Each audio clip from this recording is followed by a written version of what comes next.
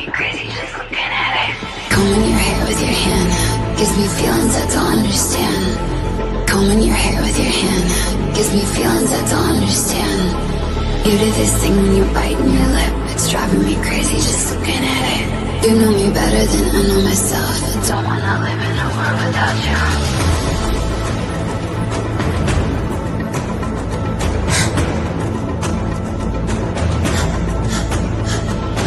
You do this thing when you're biting your lip. It's driving me crazy just looking at it. You know me better than I know myself. I don't wanna live in a world without you. World without you. Driving me crazy just looking at it. World without you.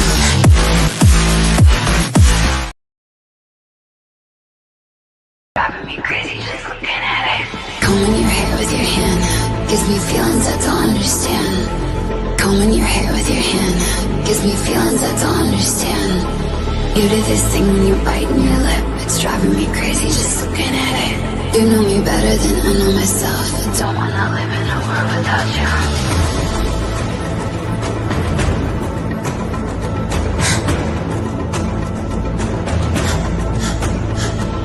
You do this thing when you're biting your lip. It's driving me crazy just looking at it. You know me better than I know myself. I don't wanna live in a world without you. Oh, well, that's a great one. Off StreamYard going up shit street this morning, isn't it? Definitely not working for some reason. Keeps blanking everything out. So you know what? I'll just go on to there. So hope everyone's good this morning. Hope everyone's feeling a bit better, because I know at the moment a lot of people not feeling too well. Yesterday, what a nightmare of a day. Several times I tried to get that show on. Could I get it on? Come love nor money. Well, after that week, where do we go? Definitely not the best week we had. I mean, Galatasaray, what sort of game was that? And what the hell happened at Ipswich? Seriously. I'm lost what to say on it, really. I mean, I was worried about that Ipswich game, totally. Very worried about it. Because Spurs winning the games we did and then go losing to Ipswich, it just had Spurs written all over it, basically. It was a Spursy thing to do. You go and beat Man City, you go and smash Aston Villa 4-1. 4-1, we do a club like Aston Villa.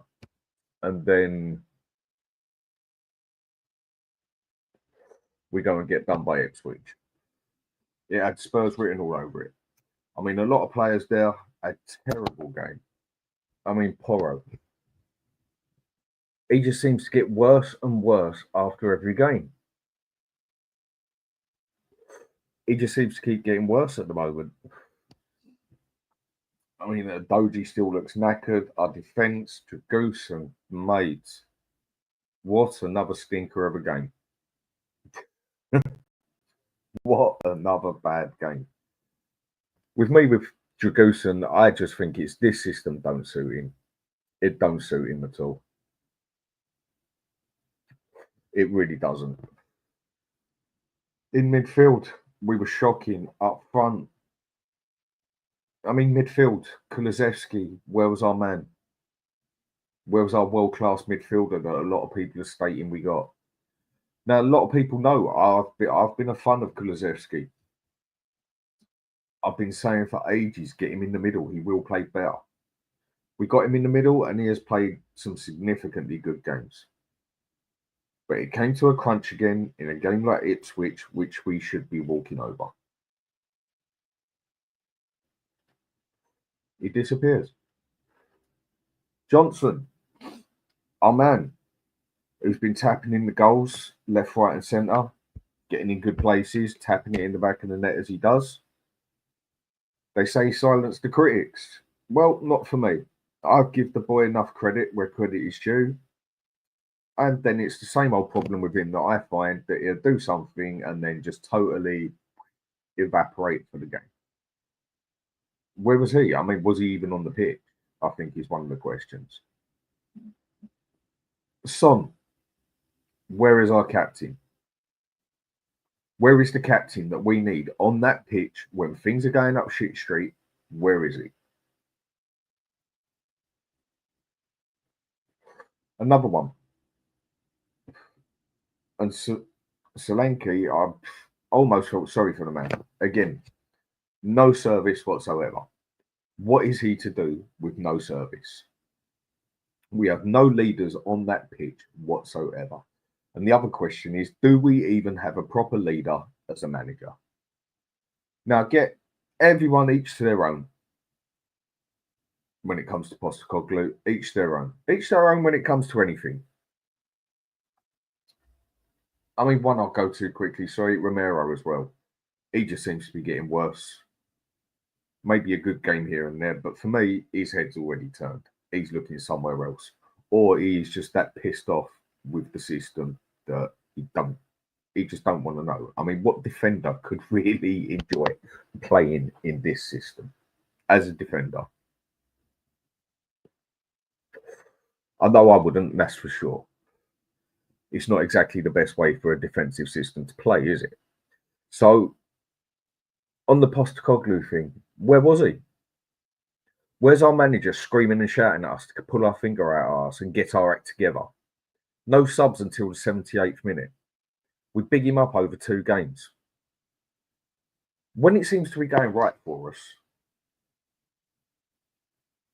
when we're scoring goals and it's in our favour and we're playing good football, I've actually seen him getting loud on the pitch, like on the side a few times, actually getting involved. When it's going wrong, same as our players, this isn't just on Ange's head, it's the players as well. Everything just falls to shit. The whole thing, it falls to pieces. And for me, it's Postecoglou's job to try, going to sound cheesy, but spur those supporters on. And he don't. He just stands there, hands in his pocket, and does nothing. How many times can we make an excuse for this man? Some will say we're only 3 or 4 points from the top 4. Okay, I get that. But does anyone seriously, God's honest truth, see that this is the man who can take us further? For some strange reason, I still believe we can get that League Cup. With the teams in it, Liverpool, Man U, Arsenal are definitely the main threats of it. But do I see us winning it? I don't see us winning anything at the moment with him, because when it comes to a hard game, he has got the proof that he just disappears and he don't know what to do. It is still obvious our manager, has no plan B. Well, do you know what? I half contradict myself on that, because 2 games now, the Man City one, I don't believe he had a plan B there. I just believe they put that much pressure on us. We had to sit back. But with Villa, after that second goal, we did actually seem to sit back a little bit. We did actually seem to counter-attack them. And I think we looked a better team for it. But does Ange see this? No. Will he change his ways? No. He is so set and stubborn on his ways that his stubbornness, for me, is going to be his downfall. Do I think he's going to be here in January? That all depends on the results of the games we got coming up. Because we all know Levy, 25 years of history this is, by the way. Levy, if all he wants is 4th place. He couldn't give a shit about cups. He couldn't care less. He just wants that money of that Champions League. And that's what 25 years of history says. And I very much doubt he's changed his way. If he has, Well, I'll be a very surprised person that I think anyone else on here would be. But I don't think he's changed his ways. And if everything is not going the way Levy wants by January, and the games we've got coming up on Christmas is one of the hardest times to play football, especially in the Premier League. The injuries that can come up, the players being knackered, there's a lot of stuff to it. Do we usually have luck with injuries? No, we don't. Definitely not. And if he ends up losing a significant amount of those games, I'm not saying we'll be in a relegation battle. I don't think he'd get us that far. I do think the players we have are too good to an extent to get us into a relegation battle. But do I see us fighting for a top 10 place? Yes. And if he don't get it right, Levy will have him out. I mean, all this process bullshit. And to me, it's all bullshit. He wants a youth team. This is a youth project, by the way. Yet, how many youth players do we see? Except in a small cup, a small game against a team called Bloody Carrierbag, for God's sake. Where are the youth players? Why is Archie Gray not starting? Mikey Moore, yeah, he's got a little sniff here and there. Odebert, little sniff here and there, but that's purely only because of injury. I mean, poor Archie Gray, we don't even play him in the right positions, for God's sake. How is this man meant to progress? Where is this youth project? Or is it just all a load of bullshit that Daniel Levy managed to put on us again? And that we have a manager that just says what he is told to say by Levy. I just can't work this manager out personally, so I can't. What some would say would get behind him. What I call get behind him and supporting someone is wanting them to win, whether you like them or not. And that is what we all want at Spurs. We all want to win. But then you'll have other people saying it's not all about winning. It's not all about cups. It's about getting behind your team. It's about having the love for your team. Yeah. And what is the point of sports at the end? You want trophies. You want gold medals. And we see none of that at Spurs. And does it look like we'll see any of it under Ange? No, it doesn't. I just personally believe, in my own opinion, which we are all entitled to, that he just is not the one who can take us any steps further. It took me 9 months to change my mind with him. And personally, I'm Ange out. For the reason being, do I want us to start again with another manager? No. We've done it over and over again. I mean, how many managers is that? Like something like 16, 17 we've had in 25 years? That's definitely not good. But just because you get a new manager, does that really mean that you're starting a new process over again? No. You can have a process and stick to it, and you don't need the same manager to do it. Maybe you just need a manager that is better at it for this process. Maybe you just need a manager that will play the youth players for this project, for this process that we're seeing nothing of. And again, I don't think Ange wants to use the youth players. He's very set on the players he does play. And does it look like he even knows what his best midfield is? For me, it looks like he's had a fallout with Maddison. I mean, he brought Maddison on with what, 6, 7 minutes to go?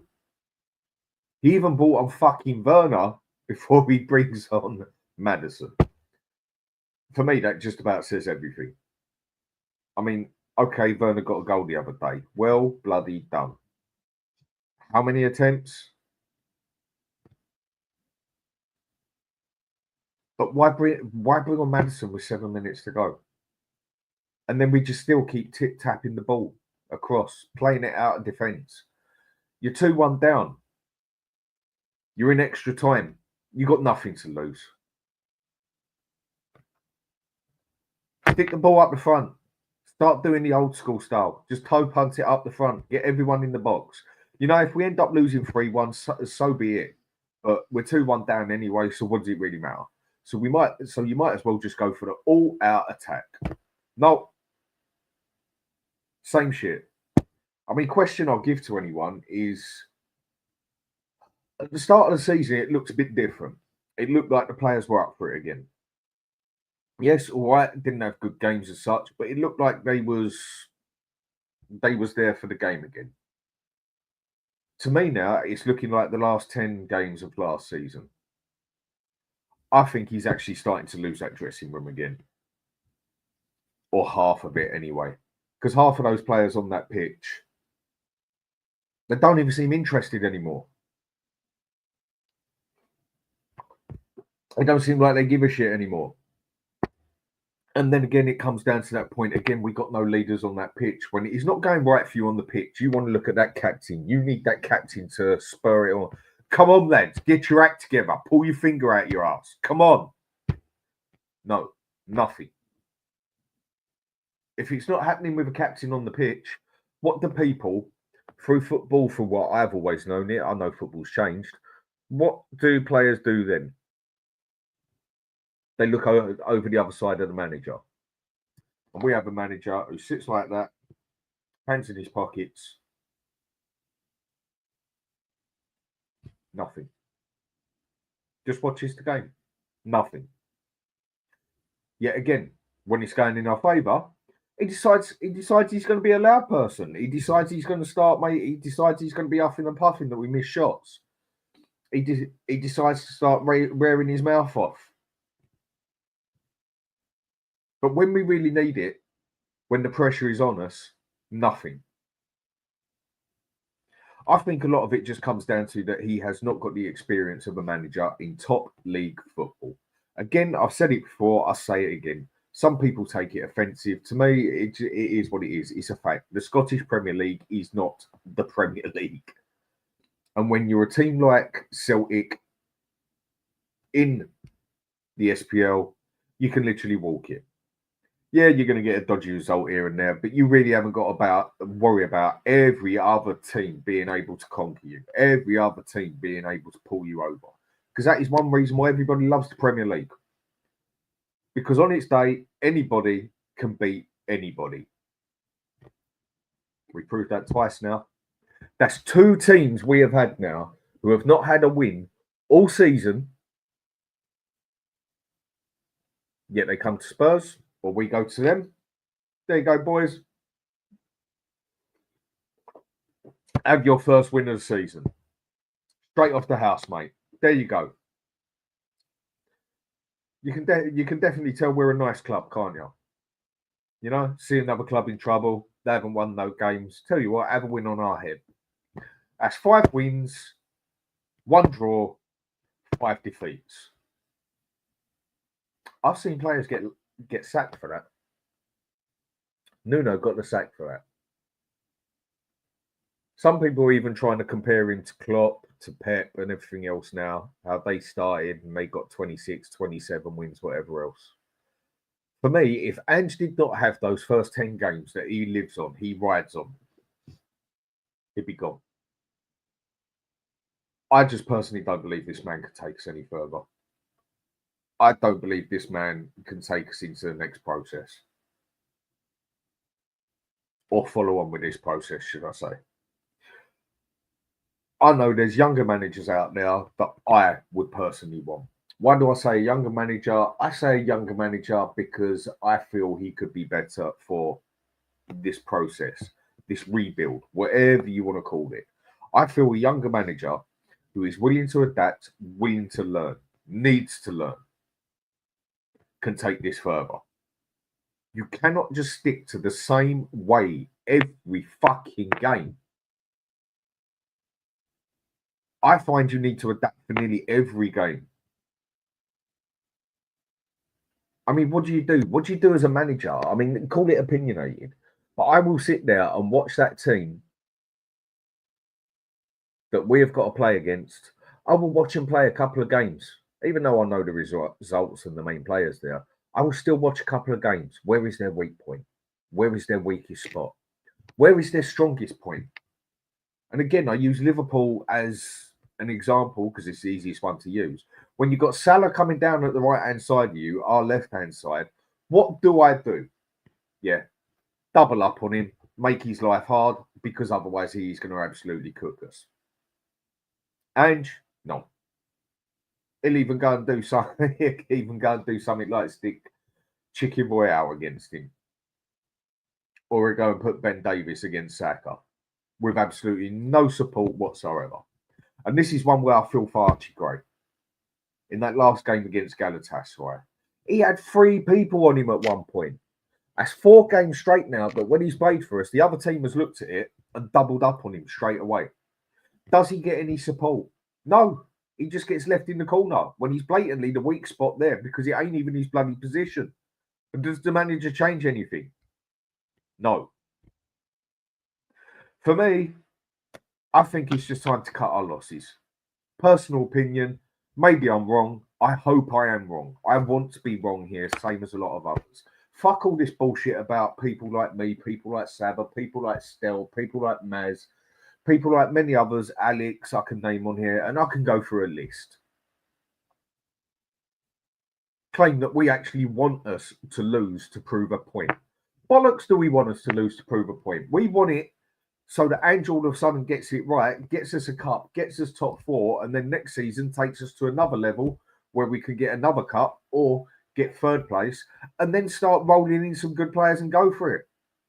That is what we want. That is why we complain. That is why we pick out points. But no, people like to put it on us like we expect us to win. And then you get other pricks out there who just like to almost take this political that, oh, you don't agree with us, so you're A, B, C, D. I'm going to label you this. I'm going to label you that. All because you don't agree with me. Label me what you fucking want, mate. I couldn't care less. I'm allowed my opinion. Same as anyone on here. I'd debate anyone's opinion if I disagree with it. But if anyone gives me a fact, I've got to shut up. Facts are stronger than opinions.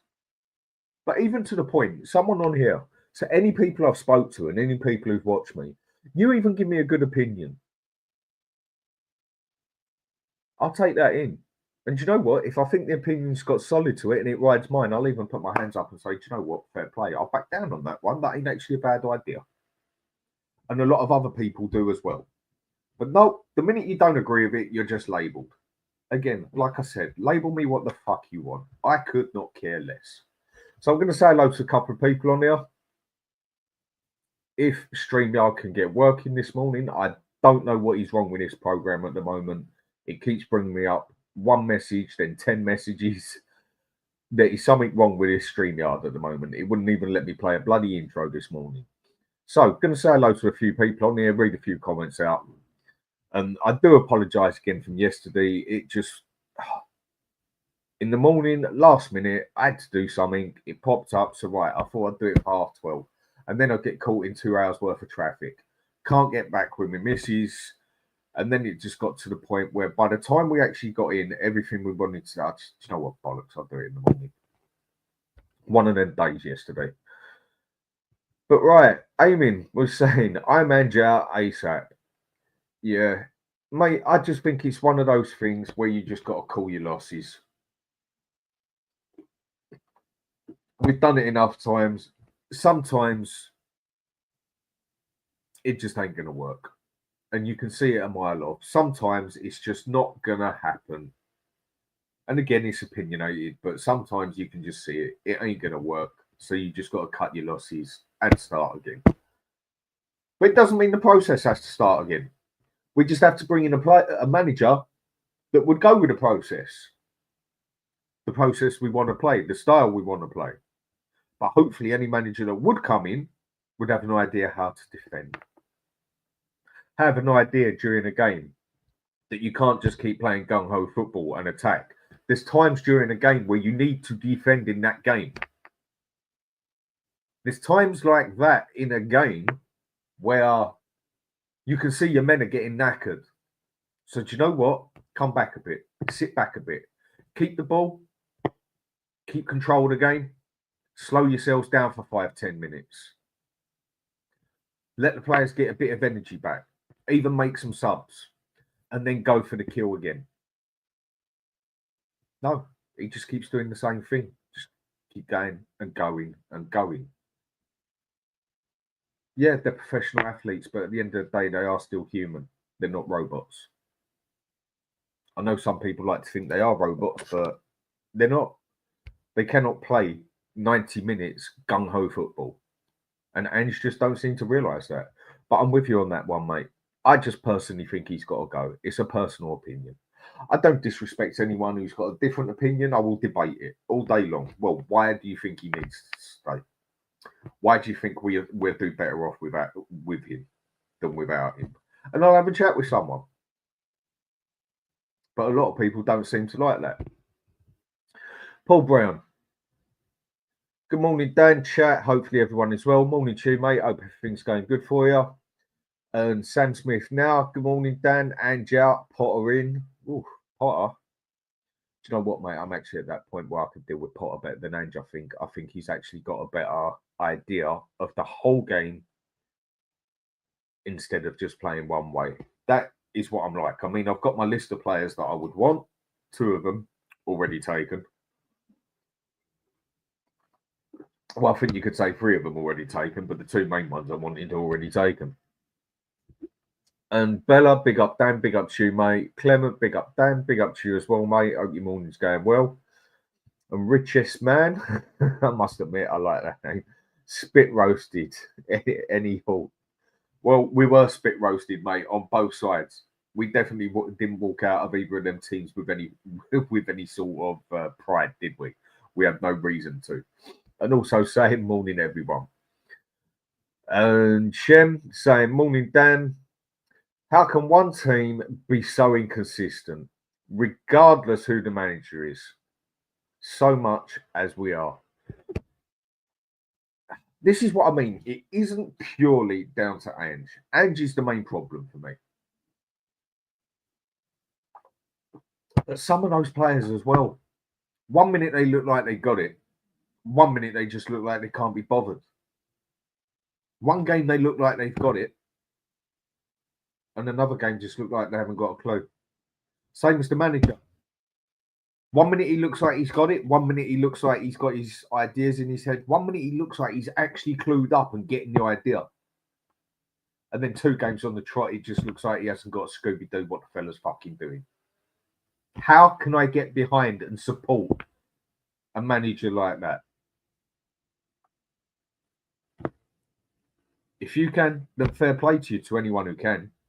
But it does also come down to the players as well. But that's that question for me. Has he actually lost some of that dressing room? Because it did look like it at the end of last season. It definitely did in the last 10 games. And in the last few games, I think he's lost half that dressing room personally. Okay, we're still going to have results like we did against Villa. Excellent result. I still think it was an excellent result against Man City. I know others don't think it was such a great result because because City did not play their best team. But for me, there were still 7 players on that pitch that could easily walk into that Spurs team. So for me, it was a good result. I mean, 7 of those players they had on that team could pretty much walk into any team in the Premiership. That's what I'd go with. If anyone sees it different, do tell me why. But it was still a good result against City and a good result against Villa. And then we get smashed by Galatasaray. This was the point with Galatasaray that really got on my nerves. We saved players on there. Why? Because we saved them for the Ipswich game. That was what they said. Yeah, a lot of good that did, I swear. I mean, the only thing you can actually say here that we're consistent, mate, just going back on what you said, is we are that consistently inconsistent. Manager, team, the whole lot. That is about the only thing we've got consistency on. And the other thing you can always say Spurs have been consistent with 25 years is that they will fuck you over one way or another. they will destroy your hope and feelings. That is what Spurs are consistent at. Is that a negative supporter? Is that a negative toxic supporter? No, to me, that's just realistic. Because over 25 years, as all this club has done, no matter how much hope it gives you, one way or another, it screws you over. Clement, Ange out all day. I mean, it is starting to turn. I'm starting to see it on X. I'm starting to see it on Facebook. I'm starting to see it on everything else. A lot of people are starting to turn now. And he's given us reason to do it. And a lot of it comes down to just the fact that he just will not adapt. And Bella, we don't have any leaders. That's what I said, mate. We do not have any leaders on that pitch. Son is not a captain for me. He never was from day one. Not the sort of captain I would pick anyway. Maybe some people would have him as a captain. Maybe some people would say he is a captain of modern day. No, not for me. Call it a personal opinion again. For me, I still want an old school captain, like I've said, like Roy Keane. My ideal player. Looked up to him when I was younger and everything. Played football when I played football, focused on the way he played. Ferguson wouldn't have had to say nothing in the dressing room because he'd have had them up by the neck himself. He'd have got onto them on the pitch himself. Fire them up. Get your act together. Son, no. You don't hear nothing out of him unless we're winning. I think the other one who scares me a bit that I will get into, Vicario. What has happened?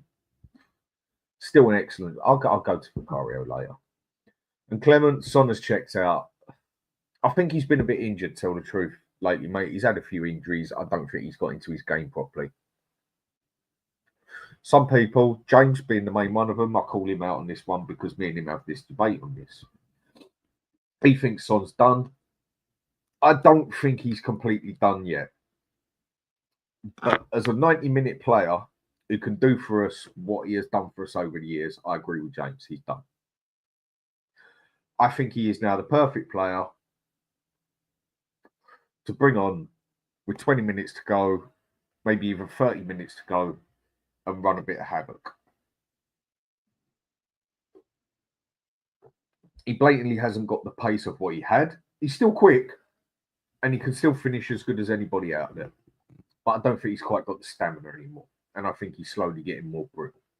So in that aspect, James, I agree with you. I do think he is done as a 90-minute player, but I do not think Son is done as a player overall.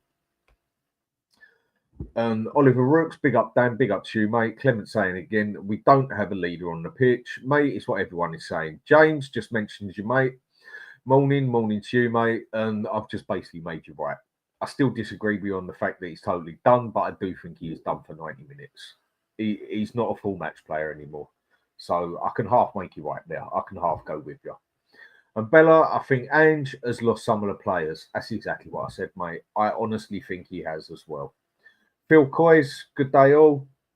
Good day to you too.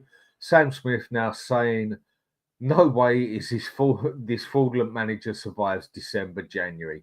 City, Fulham, Bournemouth, Chelsea, next four can all beat us easily. And yes, they can. And after that, mate, we got Rangers at home, which we should be doing. But this is going to be a hard one for Ange because Rangers definitely don't like him. And then after that, Southampton is a game we should be doing. Then we've got United in the Cup. Then we've got Liverpool. And that's even before the end of December. Not looking pretty for us in that aspect, is it? Got guest who coming on now who wants to say hello. Stel, how we doing, mate? You feeling better? Yeah, a little bit. Managed to do a couple of shows the last few days, so let's see how we do. Hope you're well. Hope everyone. Is that better? That's a little bit better. Your volume just seemed a bit drifted. Audio, mic. Is that better, Dan? That's better. Okay. Go on, you were saying. No, just hello to everyone in the chat. Hello to yourself. Good morning, good afternoon, whichever part of the world you're tuning in from.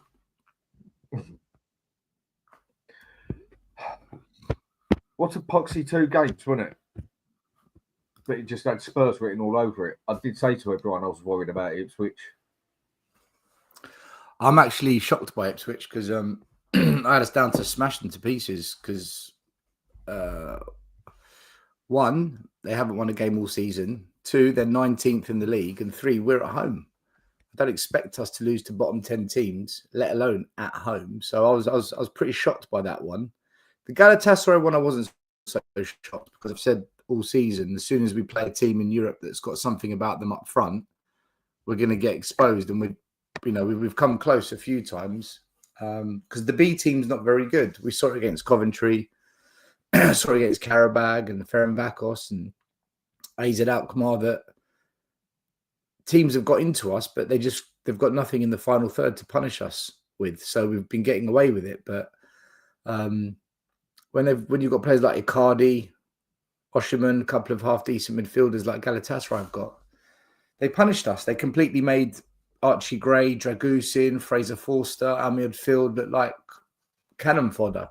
So I wasn't shocked by the Galatasaray one at all.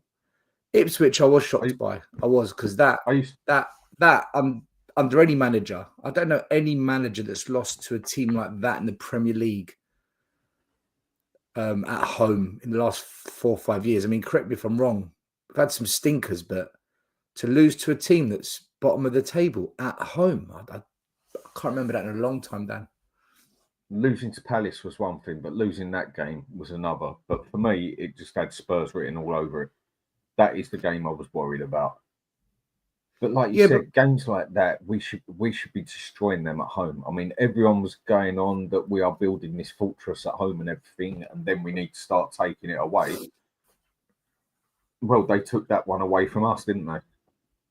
Yeah, I mean, Crystal Palace away, you can understand it because, sorry guys, I'm getting over COVID, so I might be coughing a bit or just clearing out my lungs. Crystal Palace away, you can understand it because London derby, away from home, the atmosphere's against you. It's got the makings of a potential, right? You don't expect it, but it's got the makings of it. But at home, in our £1 billion game-changing stadium, it's not even a London derby. Like, they're not even rivals. It's unbelievable we lost that game, and we deserved it as well. We fully deserved to not get anything from that game. Ipswich deserved it. That's the worst thing of all, Dan. They deserved to beat us. Yeah, they did.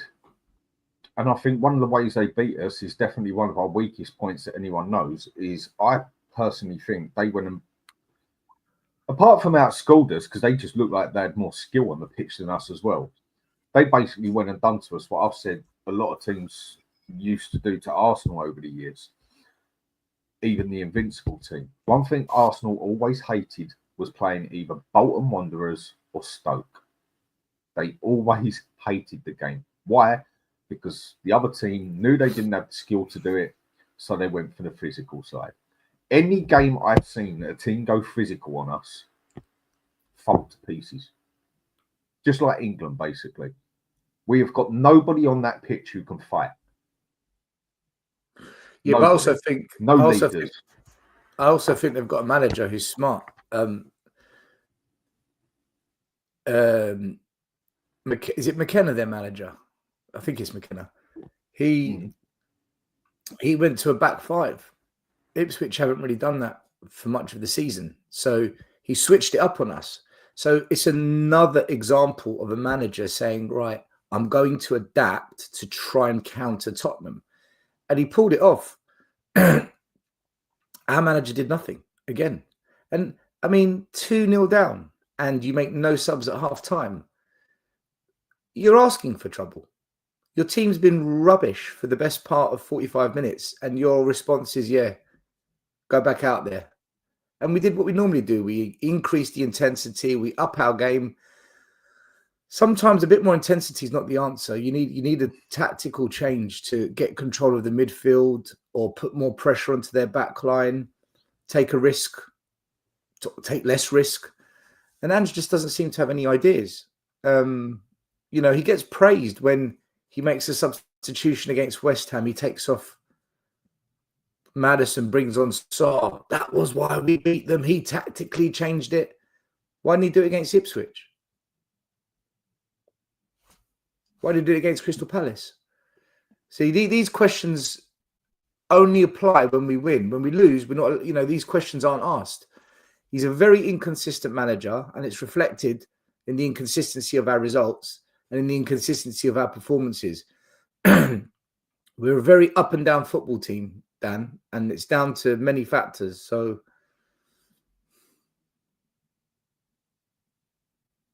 the fact that when you even go and make subs,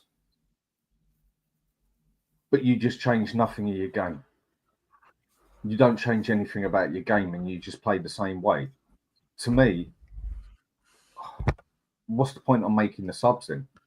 If it looks like you're 1-0 down, but it is still quite possibly going your way, then I can get that you take a player off and put a player on who plays the same sort of way.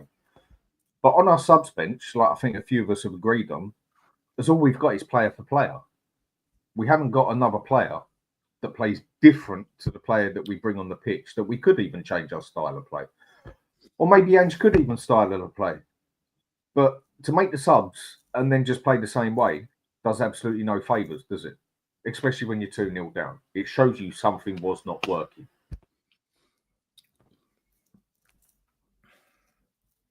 Dan, it goes back to the transfer window. I don't know what it's going to take for Spurs fans to wake up. I actually don't know what it's going to take I think Spurs fans are so desperate to say that they back the team and that they're Tottenham till they die, and that whatever happens at the club, whatever decisions are made, they will get on board with it because Ange is the manager. It's the most lowest grade of intelligence being shown by a set of fans across the United Kingdom right now. I said it on Charlie's channel yesterday, and I said it on my channel on Monday. I actually think a lot of Spurs fans are just thick, like genuinely dumb.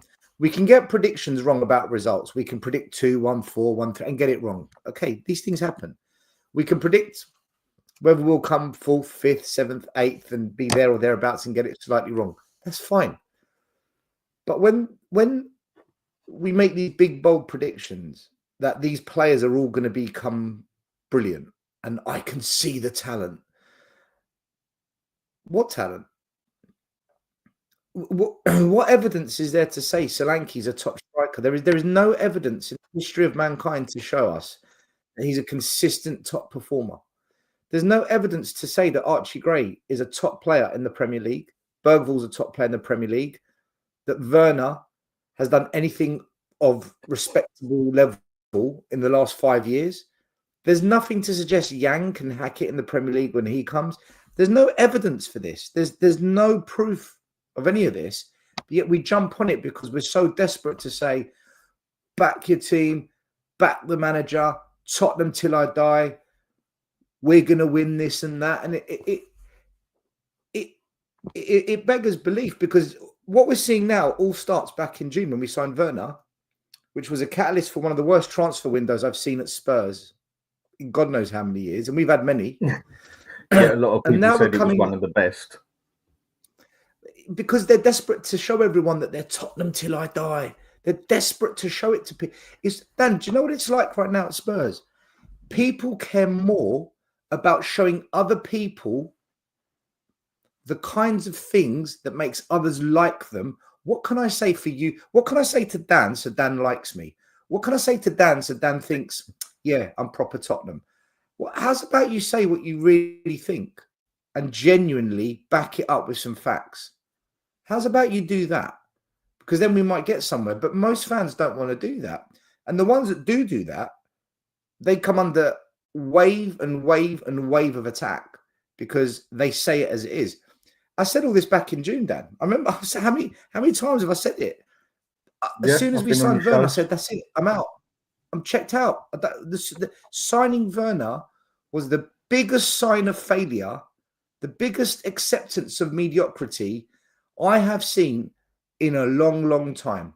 It brings me back to the days of when we signed Danjuma, Clement Longley, Nkudu, NG, that Vinicius Junior, whatever his name was, that we signed from Portugal, who played up front for, I think it was Mourinho. When we signed Joe Rodon, Doherty, Chicken Royale. We've done it again, Dan. We've literally done it again. And It's consistent. I said it. You cannot At least take we're Tottenham consistent in forward. something. Consistently shit. Dan, let's go back to last season, right? Let's go back to last season because so many of our fans, they just dismiss things, brush it under the carpet and pretend it never happened, okay? This is why this is happening right now at Spurs. The most losses out of the top 10, one of the worst away records in the league. We're just a shit show. When it's good, yeah, it's great. When it's bad, it's horrendous. It's horrific. The reason is it all goes back to last season. We were having these conversations saying, Ange has lost it. What a dreadful end to the season. He's bottled top 4. Why is he playing Ben Davies at left back against this club? Why the hell is Oliver Skip at left back at Anfield? What are we doing? Right? The wheels fell off, and we said we need to bring in quality players to strengthen the starting 11 if we're going to go up a level. We've got Europe next season. We want to go on a better cup run. Levy needs to back Ange. He needs to invest in some real quality players now. Okay? That's what we said. And we explained that we've got extra games. These are the conversations we had at the end of last season. We go into this window. Levy did not back Ange. However, Ange has told everyone he has been backed. And it's on me. I sanctioned these signings. I knew what I walked into. I know what this job... Right. So we can't blame Levy. This is on you, Ange. What we can blame Levy for is for hiring you and for hiring Lange. We can blame Levy for building the system of football, the personnel that he's brought in. But this is on you now, Ange. And I remember this conversation. We said, sign 3 or 4 top players. And we were talking about Netos. We were talking about Eze's, these kind of players. We said, bring them in. And then what you do is, the 4 players you bring in, you now take 4 players out of the starting 11 and you put them on the bench. So now the bench is better as well. And then the 4 players on the bench that you're going to have to remove because you're taking 4 out of the starting 11 onto the bench, you sell them. So this is the chain. Sign 4 top players, they go into the first team. Take 4 players out of the first team, put them on the bench. Take 4 players off the bench and sell them. You've just strengthened the squad. Dan, we didn't do that.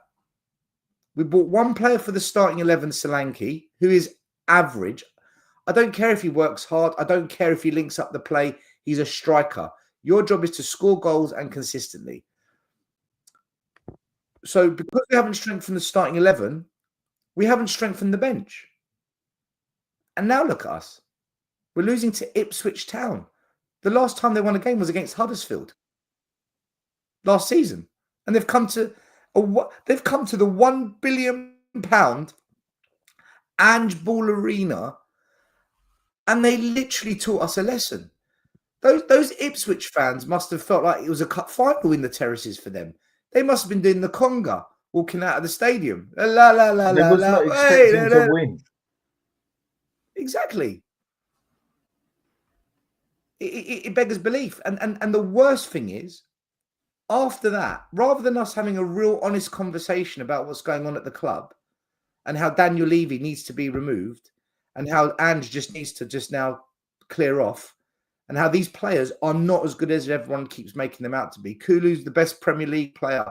Kulu's one of the best midfielders in the world. Where was Kulu against Ipswich? Where was Kulu against Crystal Palace? What are we doing here?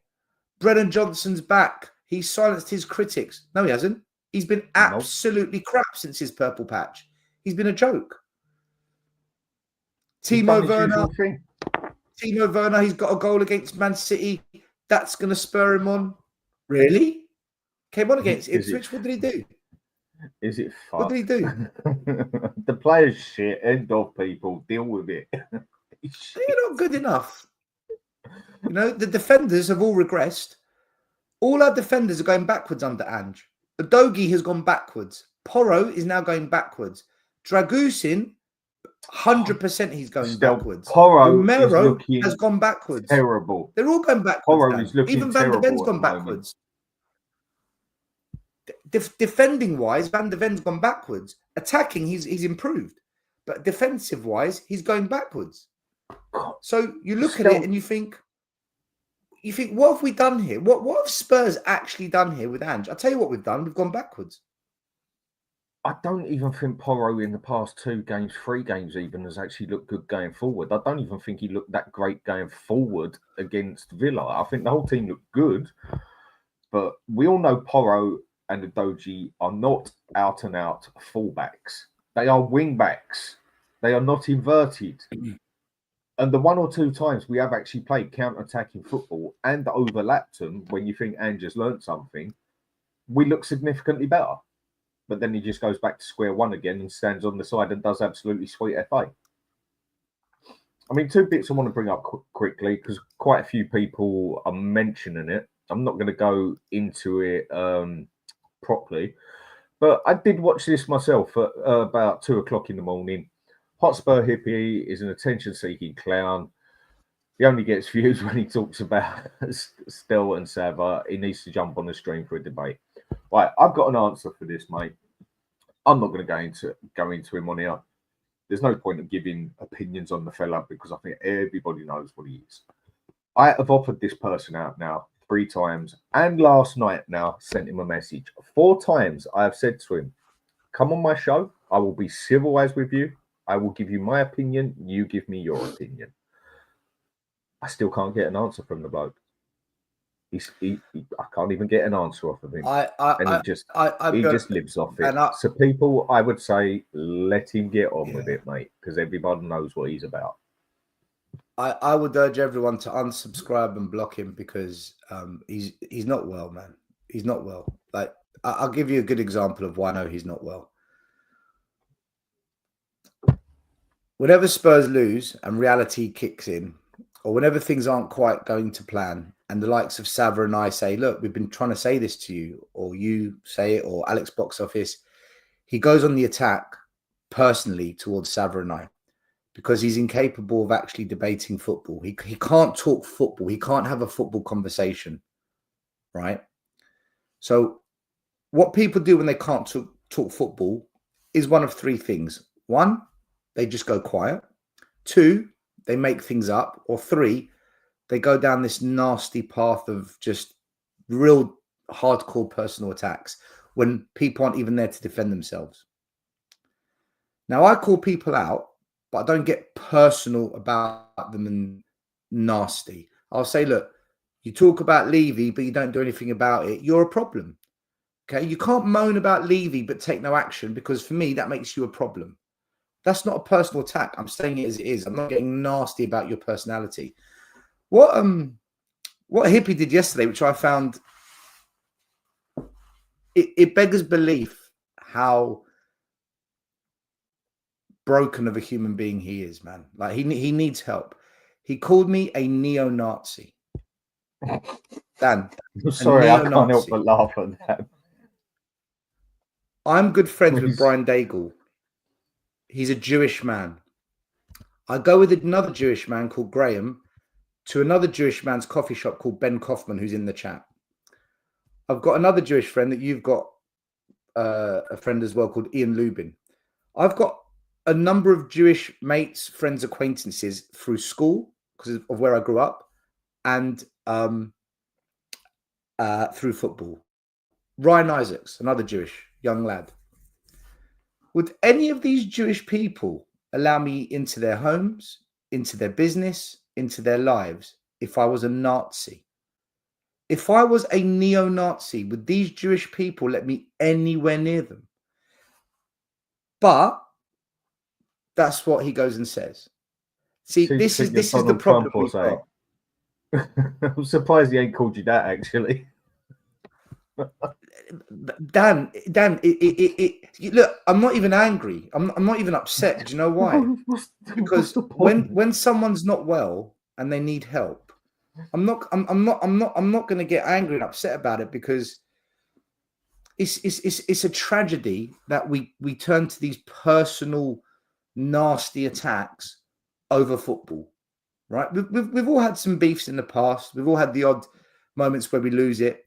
But any time the momentum or the traction or the eyeballs is with the Football Heritage TV or Tottenham Away TV, and our channels get good numbers, good viewing, both channels are growing, rather than saying, what football conversation can I create or content can I create to try and grow my channel and grow my voice? Instead of doing that, I know if I slam Savva into the ground and I slam Stel into the ground with really nasty, horrible personal rhetoric and create this abysmal pylon, it's going to create drama and it's going to create entertainment that all the young little wannabe gangsters and middle-aged men who are just desperate for something to spend their time with because they're in a dark place as well, they jump on it. They jump on it and it's viewing numbers, and that's all it is. That comment about just doing it purely for viewing figures. And I said to Savva, don't react, don't get angry, okay? Mm-hmm. If someone asks you a question, be honest. Like you brought it up, I'm being honest. And be calm about it. Because what will happen, Dan, what will happen is this. I'll finish. What will happen is this. People will see between the lines eventually, and then he'll end up with nothing. And then he'll realize, because no matter what he does, Tottenham Away keeps growing, the viewing numbers keep going up because we talk football. And that's it, Dan. That's all I'm going to say on it. No, fine. Now, just to make this clear to a few people, the reason I actually brought this up, like I say, I spoke with Savva last night, and he was the one who actually pointed it out to me. 2 o'clock in the morning. Dan, can you ban Destiny's 5 because he's making lies? Can you just ban Destiny 5, please? He's jumping on the bandwagon, and this is what happens. It creates this horrible narrative. What number is he on? If one of my mods can just kick him out, go for it, please. Can someone ban Destiny 5, please? Yeah. I mean, what number you're talking about? It's the last one, 1057. But block him. He's saying a lot of nasty stuff, man. Just block him. Yeah, I've got to find him first because I am well. Elias, you're a mod. Can you block him, please? Anfield 2109. Just there he is. And there we go. Baked potato, mate. I've blocked him from my channel as well. Yeah, because that's what happens though. By making those videos that people like Hippie do, it builds up that personal nasty rhetoric. And this is Savva got pasted. Savva got pasted, man. That rings a bell. Isn't he the one who started making comments about Scott M's missus on a different page, wasn't he? Yeah. Now I know you're on about. I mean, I'm terrible with remembering names and that. Yeah, now I just remembered that.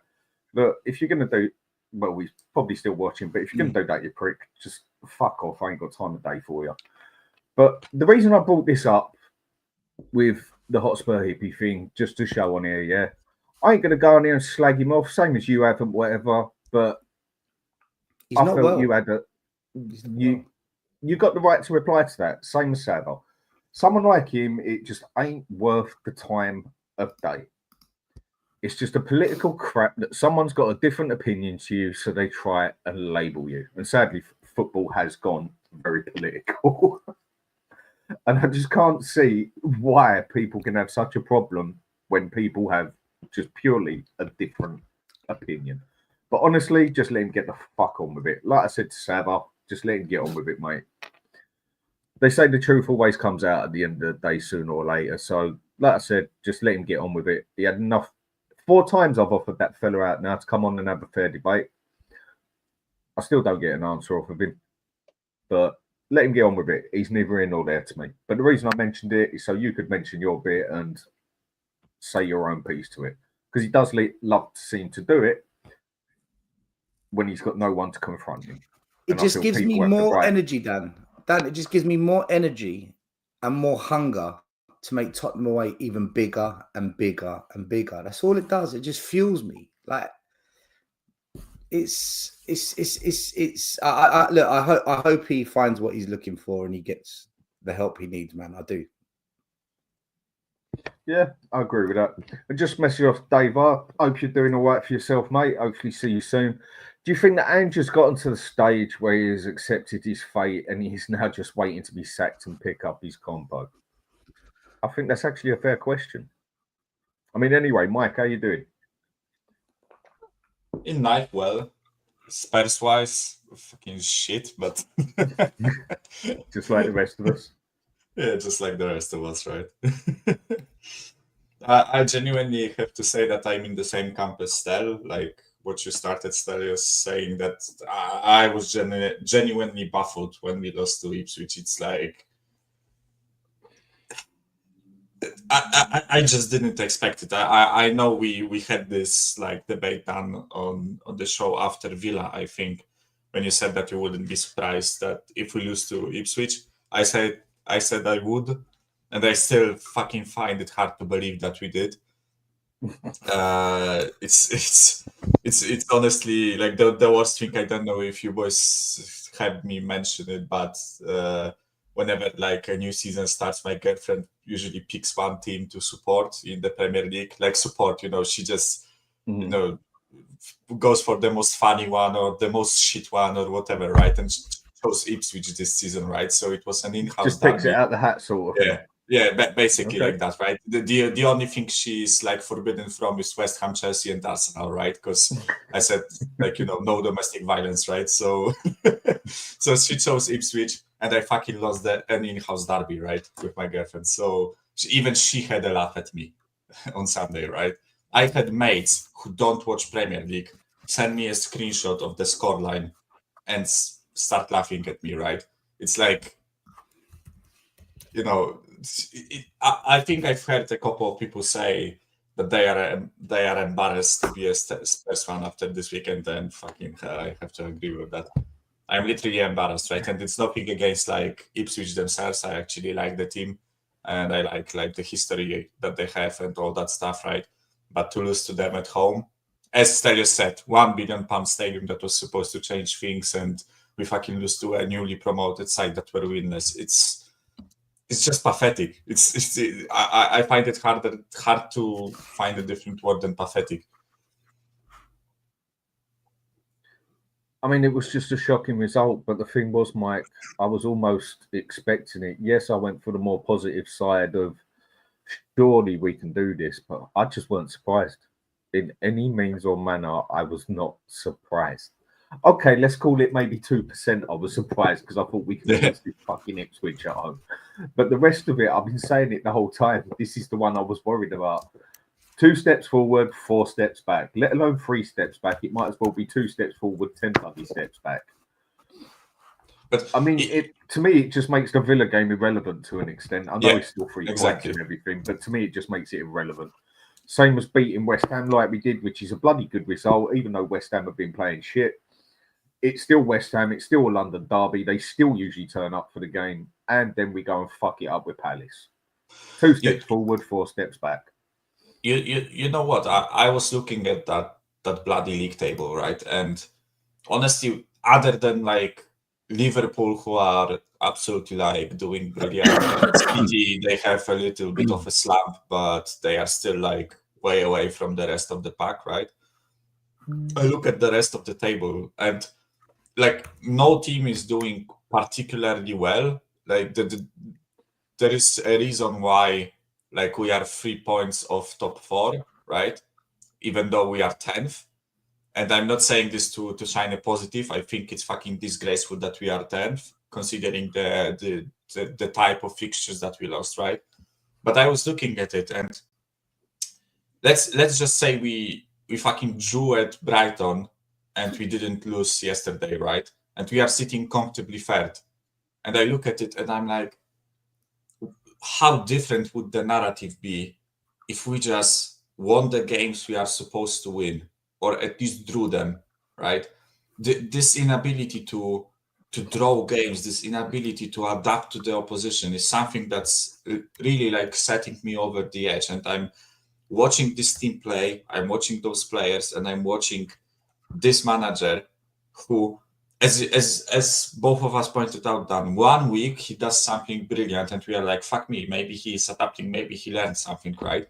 And then another week, like a week after, he does fucking absolutely nothing to impact the game, just stands around, and it's like it's baffling to me. Like, how can you spot issues in one game and you are just oblivious to them in the second game?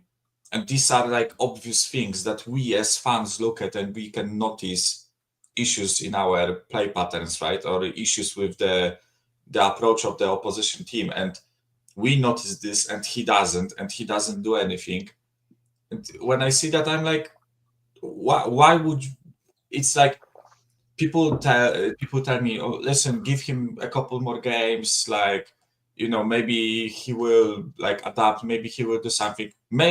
Fuck no, he won't, right? It's like, we will go to, I'm telling you, we will go to City and we will win probably, and then fucking lose to Fulham and Bournemouth after that. It's not something I can get behind, because there is no consistency. I cannot like make predictions or expectations based off like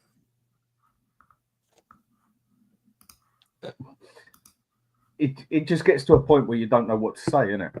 It literally gets to a point where you just really don't know what to say for it. And again, go and beat City, then lose the next two games. It's just got Spursy written all over it. I always get a bloody phone call whenever I go online for some reason. You right, James? How you doing, mate? Talking to me, you right? How are we all? Same Spurs. Hey, the happy clappers here. Hey. 100%, yeah. What the What's up, fuck James, happened with Ipswich, mate? Yeah, good question. Obviously, I actually went. So there's a few things that I kind of would like to sort of point out. One of them is the players are not playing for Ange anymore. It's done. The reason I'm saying this is, Do you think so, Ange James? stood there. Huh? Do you really think so? Oh, 100%. Because there was 2 or 3 moments. So, for example, in the first 20 minutes, I think it was, he said to Son, drop back, and Ange actually kind of said to Son, like, come wider, let Udogie go overlap, and he did it the first 10-20 minutes. But then all of a sudden, Son just stopped. He just kind of stood still, and then he shouted at him a few times, then like, you need to track back with Udogie, and he didn't bother. There was a moment where he said to, because what I think he does is I think he plays one inverted now and one overlapping. So, for example, the first 20 minutes or so, Udogie was overlapping Son, and then he told Udogie to come inside and Porro to overlap. Or that's what I presume he was trying to say. No one listened, and then Matt Wells and come up and told Udogie to push in and Porro to go out wide, and then they kind of half did it, half didn't. But it was just the whole sort of the mentality. It's in my opinion, I think it's done. I think they're not playing. They're not doing what they're saying. You could see that in little motions. For me, Romero winning, Dragisin winning the first header, didn't win the header. Romero tracking his man. He just can't be asked. And that was, for me. I mean, don't get me wrong. Look, I know you guys are going to probably disagree, but I had a great day. I met a few people that I've never met before. I went with my son, so that was just amazing. Even though it cost me too much money, but it was like the whole what you should be doing with your child. You know, like at the end of the day, I am a Spurs fan. But for me, the biggest thing is none of them were listening to him. I mean, James Maddison, and the only person that was paying attention was Timo Werner. So they were warming up. Everyone looked like they didn't give a shit. Half time, they were warming up. No one did give a shit. They were just sort of tricks and flicks. No one was really At the warming start up. of the game, they didn't even look like they give a fuck. They was just standing there already. Yeah, I just agree. like, yeah. I'm not a big fan of all this getting in a circle, kissing, cuddling, let's go for it, boys, and all this. For me, that's meant to happen in as you walk out, fire yourselves up, call the fella next to you a prick. Let's have it on the pitch, mate, and get yourself fired up. But that's just my opinion, yeah? Yeah. Not all circle up and start kissing and cuddling, but that's just the way it is now. To an extent, that's just society these days. Kissing and cuddling seems to be the way to do it. But they were literally just standing there like, meh, do I have to actually I've never seen. That's how I saw it. Yeah, well, for me, obviously, last season I rated Romero. I thought no matter what you do, you're gonna get like 100% aggression, 100% committed from Romero. For me, I have never seen a defender bullied so much as Romero got bullied on and off the ball. And obviously, if you guys watch it, you probably wouldn't have seen it off the ball.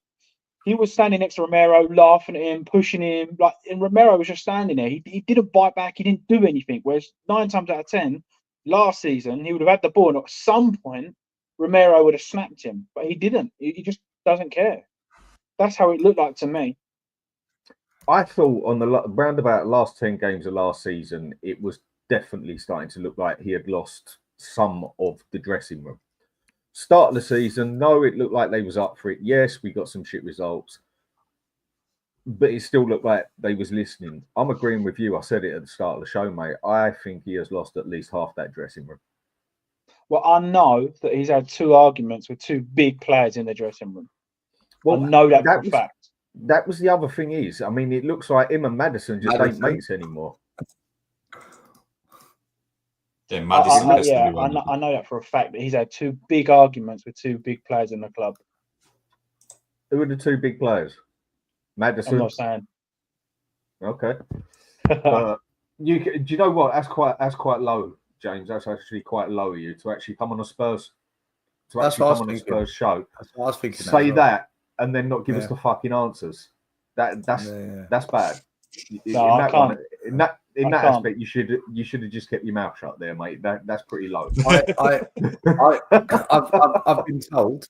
I've been told that James is upset 3 people. He's upset 3 people in the YouTube community, but I can't tell you who he's upset though. He's upset 3 people. Only 3, I'll take that. If it's only 3, I'm buzzing with that. Three high-profile. It's obvious, isn't it? But I'm not saying, because the person that told me, I'm not starting that rumor. Yeah, no, fair enough. I mean, you're starting to fall out. Well, it's obvious there's people who's not playing for him anymore. You can see that with your eyes. I mean, Maddison is definitely one of them. I think we can all see that. Like, it don't exactly take Einstein to work that shit out. With the others, it could be a few of them. That is the thing. So, just on here quickly, then, Stel, you've got a question. For Stel, do you think Sonny, Romero, Madders, Vicario, especially Sonny, were picking out of popularity for captain, leadership group, and not for the right reasons? Can I say this whole leadership group is just comical bullshit? Why do we need a leadership group? What is this? You have a club captain, done, and then everyone on the pitch should behave like a captain during the game. They should all behave like leaders and winners on the pitch. And then you have one that maybe when the chips are down and it's not quite going to plan, he gets into them and leads by example to try and raise the levels, okay? But this leadership team, why do we need a leadership team? What we're going to do next, we're going to have a post-match talk committee, or we're going to have a pre-match delegation team, or we're going to have a halftime spokesman, or what are we doing here, people? It's almost like, do you know what? You got to give it to Levy, right? You got to give it to him. He's the master of deception, and every fan gets fucking hoodwinked into this shit. I was watching We Are Tottenham TV the other day. Listen, I was watching We Are Tottenham TV. Dan, I was watching We Are Tottenham TV the other day, and Sim was running this spiel, absolute garbage. He was chatting about how, but Levy's changed everything. What's he changed? He's replaced one puppet for another puppet in recruitment. But we've got data analytics now. We were the pioneers of data analytics back in the early 2000s. We've always had data analytics. We've always had scouts that use data analytics. What, now we're doing it a bit more? Oh, but he's changed the manager. He's always changed the manager. What has Daniel Levy changed that's any different? Has he changed the quality of player that comes into the club? No. Has he changed the transfer budget so that we don't go and spend all the money on as many players as possible and instead just sign a few quality players? No. Has the wage bill changed? No. In fact, it's got worse. He's tightened the belt. We sold Harry Kane and we signed 10 players with the money. We sold Gareth Bale, we signed 7 players with the money. What is this rubbish? But Daniel Levy's changed everything. Look at the scouting now. We're going for younger players. Mate, none of these young players are shining. None of these young players have changed Tottenham Hotspur one bit. The only Where young is player this that looks like he process? might do something is Mikey Moore. And we never bought him. We developed him. Just like we developed Harry Kane. Just like we developed Sol Campbell. Just like we developed Ledley King. We developed him. What has Daniel Levy changed? So the question is about this leadership committee, team, whatever we call it. It's another gimmick to say, look, things are changing, different approach. We've got lots of leaders. Mate, I look at one thing and one thing only. Are we winning? And do we look like we're going to win every game? Because when Poch was here, I thought we were going to win every single game. I thought we were going to beat whoever was in front of us. Now we're going to every game. I'm like, maybe we smash them 4-1. Maybe we lose 2-0. Maybe we score. Maybe we don't. Can I play devil's advocate to that then? I don't disagree at all. Like, I don't. But you guys have all said that Ange has been backed. No? Yes or no? Only go by what Ange's words say. So then Levy has changed if he's back to manager. Would that not suggest that he's changed if he's actually back to manager this time? No. James, what it is, I feel a lot of people go through it a reason, James. Yeah? Basically, sorry? It's a good point. It's a good point you make. But being respectful to a person, I've always said on here, respect for me is something you earn. I haven't got to respect nothing no one thinks. I haven't got to respect no one's beliefs. I haven't got to respect no one's opinion. I haven't got to respect anybody. You earn your fucking respect from me. But 100%. what I will show is common courtesy. Maybe people just got a different way with words, yeah?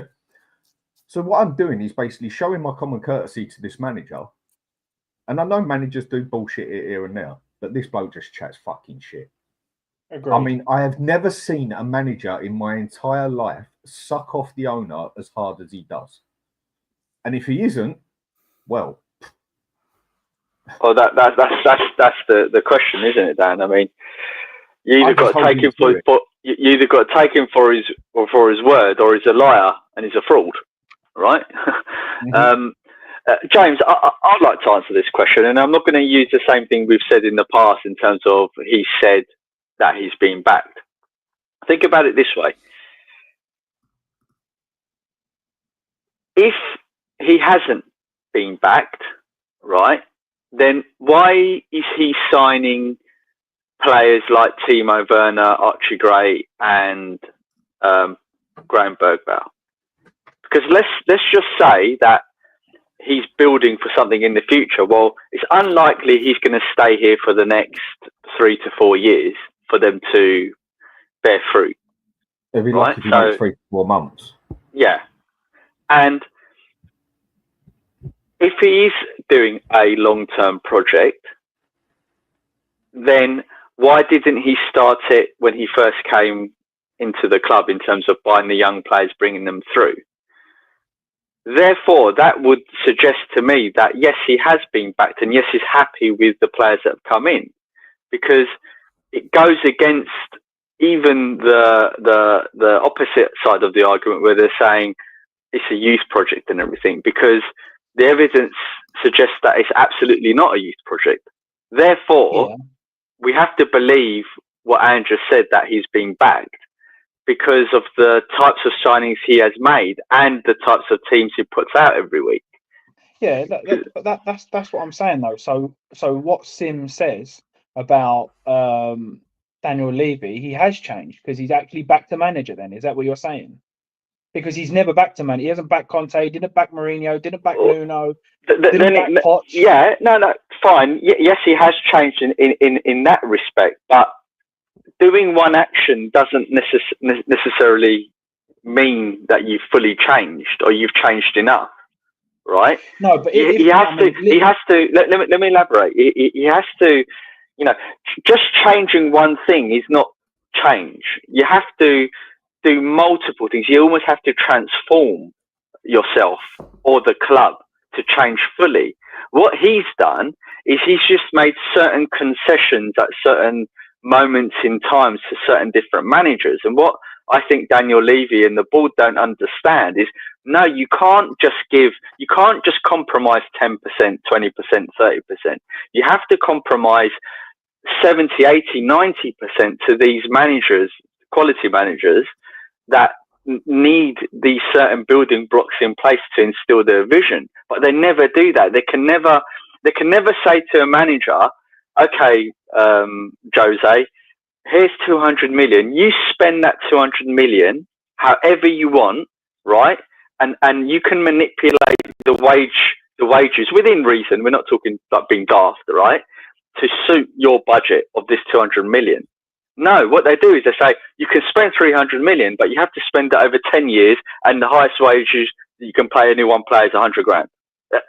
So they're changing in one way, but then taking away from another. Yeah, but that's that. But yeah, I agree. Look, and I'm not. I'm Levy out and Enoch out. Like, so I'm not saying this, but how can you say that when we signed Timo Werner on £165,000? Because there's no upfront fee. Spend 75 or 60 million on Dominic Solanke. Perfect. So James, that's a perfect. You've given me the two perfect analogies, right? Timo Werner's come in because there's no upfront fee.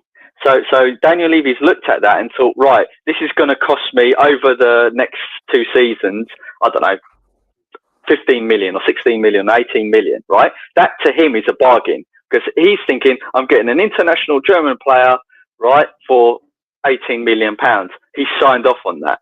Solanke, right, the reason why we've got Solanke is because of the way the deal's structured, right? We're paying Solanke's fee over 3, 4, 5 years. Therefore, it's not such a deal is like that. There's no deals that are not like that anymore. Every single deal is like that now. Yeah, but we do it more than most. But we do it more than most, right? And this is the problem at Spurs. Arsenal did it with Rice. Every club does it. No, they can't do it with Rice because he's an English player. You're not allowed to. You can't. No, James. James, you're being too broad stroke, right? I understand that deals. Yeah, I understand that deals are structured in this way, right? But we do it like we're more aggressive in that structure than most other clubs. Come on, man. There's like 20 years of this behaviour. It's not just now. But what I'm saying is there's got to be a point where we blame one or the other. It can't be, well, Daniel Levy's not changed, nothing's changed, and then he gave Ange 400 million. Nothing meaningful has changed. No. You're playing semantics. No, you're playing semantics. Nothing meaningful has changed, right? I could look. Let's say, right, God forbid, right, I cheat on my wife, right, and she stays with me, and I say I'm going to change, right? Me not cheating on her, but then me going on, I don't know, Tinder and Match.com and going to bars and clubs and eyeing up girls and chatting them up doesn't mean I've changed. Yeah, I've stopped cheating in that moment, but I've still got the intention to cheat. Yeah, we can't play semantics like that. Daniel Levy hasn't changed in his broad way of managing the club.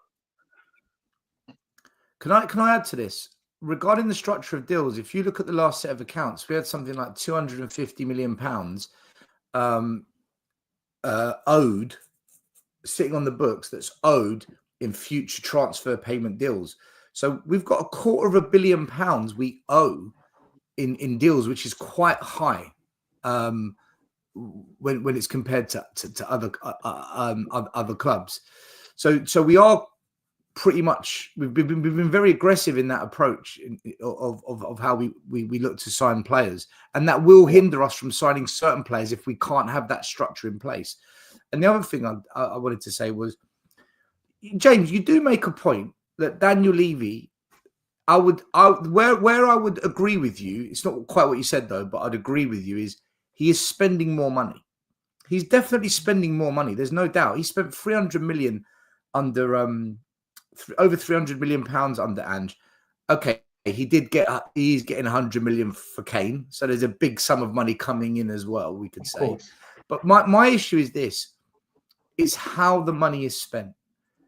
Okay, regardless of manager, regardless of football director, it's still quantity over quality, and this has to be coming from above, because this happened under Paratici, Hitchin, Comoli, Arneson, Mitchell, Paratici, Lange.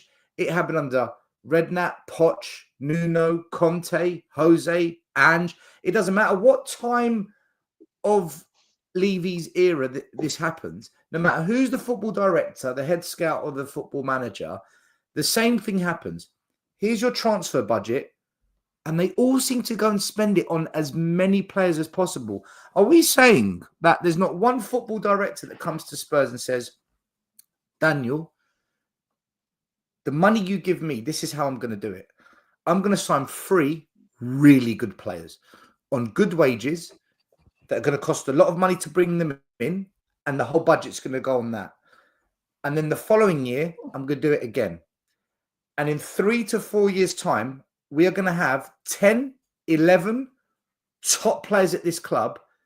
Now we can compete. That's going to be my approach. No, Yeah, but are we saying not he one doesn't want to football? compete, right? He doesn't Well, want to this compete. is my Levy, question. so- But Michael, this is more of a question. Are we saying not one football director has ever come into this club and put that forward as a plan? Because they all seem to come in, right, here's the budget. Get me 8 players. Get me 10 players. This I summer, think- how much did we I- spend this summer? About 100 million? We go and sign 200. 5 or 6 players. This in summer, just fairness, gone. though, No, we like spent what about you said 100 there million. about him, what you said there about them coming in and wanting Oh, yeah, 4 or 5 big 120. players. So for James? a guy coming in saying he wants 4 or 5 big players, that's all I've said. I said every season I want 2 good players until we get to that point. When they first started, they had Mickey van der Ven, Vicario, Maddison. So I was happy with that. I thought, right, we're on the right track. The second one, more than obviously, that. We signed 10 players in the first season, James, under Ange. We signed 10 players when Ange came in. no, but I'm just saying, like, as long as we get 3 good players come through the door, I'm happy. So, for example, Mickey van der Ven, I think Vicario is good. But then James the other Madison 7 has come flood the through. squad. James They're the Madison's ones not that a come shit off the player. bench. This is a shit system for him, but- in my opinion. So James Madison's one. And then the problem is, I think Solanke could do well for Spurs in the right system. But the problem is the people like where they've gone Richarlison big money, Johnson big money. That this is where they're getting it wrong, where they're pumping big money on players that whoever's telling them are good are obviously not good. That can't hold be. on. I don't believe that. And again, I fucking hate Levy. But I don't think Levy comes in and sits down with Ange and says, "I'll tell you who I'm buying you. I'm buying you Johnson, and I'm going to pay 60 million for him." All right, okay, right. So let's expand on the conversation, okay? There's people in the chat as well that are kind of backing you up here saying, but these top players don't want to come to Spurs. Fine. So if we can't attract the best, right? If we can't attract the best, we need top level scouts like the ones who found Mickey van der Ven, like the ones who found Benton. Who we sacked, by the Right? way. The guy, Okay, the guy we that sacked found Van der Ven, we sacked him. Yeah, but listen, we always sack them, Michael. My point is this. If we can't attract Eze, Zubamendi, Ivan Toney, Kvaratskhelia, if we can't attract them, then go and sign 3 or 4 players of Mickey van der Ven quality level. Go and sign me 4. One that plays out wide, one that plays in midfield, one that plays as a 6, one that plays at right back. Go and do that then. But the problem is we don't even do that. And you ask yourself, why aren't we doing that? And who is in charge of recruiting the people that are going to be doing the recruiting and the scouting? It comes back to Daniel Levy. I honestly am convinced Stel, he hires people that have to meet a certain criteria that is the Levy formula, and that formula is broken. That formula does not work. That formula is a failed method. And I can see it in the clear example of it is this. We spend the money on as many players as possible every single time, so regardless of manager and football director. we had this issue in the 90s when I used to go to Spurs with my dad, my uncles and stuff. The talk around the stadium was how we're going to attract these top players, and out of the blue, you know, we signed Klinsmann, Popescu, and Dimitrescu, right? And Alan Sugar wooed them, right? He went out on his yacht and he wooed them and paid them the big bucks to come to Spurs and London. Now, you could argue, well, back then our name was more relevant because, you know, we had a good 80s. And we won the FA Cup in 91, and yeah, we had a few years of downturn, but you know, our name still meant something. But moving forward, one of the reasons why we could never attract the top players like the Arsenals, Liverpools, and Man Uniteds was because the managers we were getting in didn't have the gravitas to do that. So we would get either gems that we found that no one else found, a bit like Modric and Berbatov and Bale, etc., right? And turn them into superstars, right? Now, it backs up what Stel's been saying. Another reason why, one reason is we're not getting managers with gravitas to come in who can ring up a player and say, I'm going to build this team, come and play for me. Another thing is we're not willing to go out, get our budget and invest it in a player. Players will come if you pay them enough money. Osimhen is a prime example. Okay, fine, it's a loan. But how has he ended up at Galatasaray, for crying out loud? You know? So if we pay the money, players will come. But Daniel Levy has built up such a reputation now over 24 years that even the players are laughing at us. This is the history of the Tottenham type thing, right? And no one wants to do business with him. That's no, exactly. Thing. No one. Fergie said, "I am not doing business with this prick again." Yeah, and this whole Spursy thing that's manifested under Daniel Levy is because of that fact. We don't, we get the managers and we don't back them. We don't spend the money when we need to spend the money, etc., etc. So we can attract the players if we change our model, but he's not willing to change the model. Yeah. And who's going to come and play for Ange Postecoglou anyway? In all seriousness, I mean, he's not going to exactly ring up Osimhen and go, "Good day, mate. This is who we are, mate," and he's going to come, is he? But let's be honest. I know it's funny, but let's be honest. It ain't going to happen. But if it was Conte doing that, if Conte called up Osimhen, or if Jose called up Skriniar, right, they would come because it's their top managers, regardless of our Spursy nature. I get that, Maz, but to counter what you're saying there, I get what you're saying. He's comical because it's fucking true, yeah? But you could have Mickey Mouse as that manager. If Levy steps in and says, right, Osimhen, get here, I will pay these wages you want and I will pay you 5 million, 10 million up front to come and play for this club. I will also give you 2 million at the end of the season if you score excess of 15 goals. Osimhen's coming.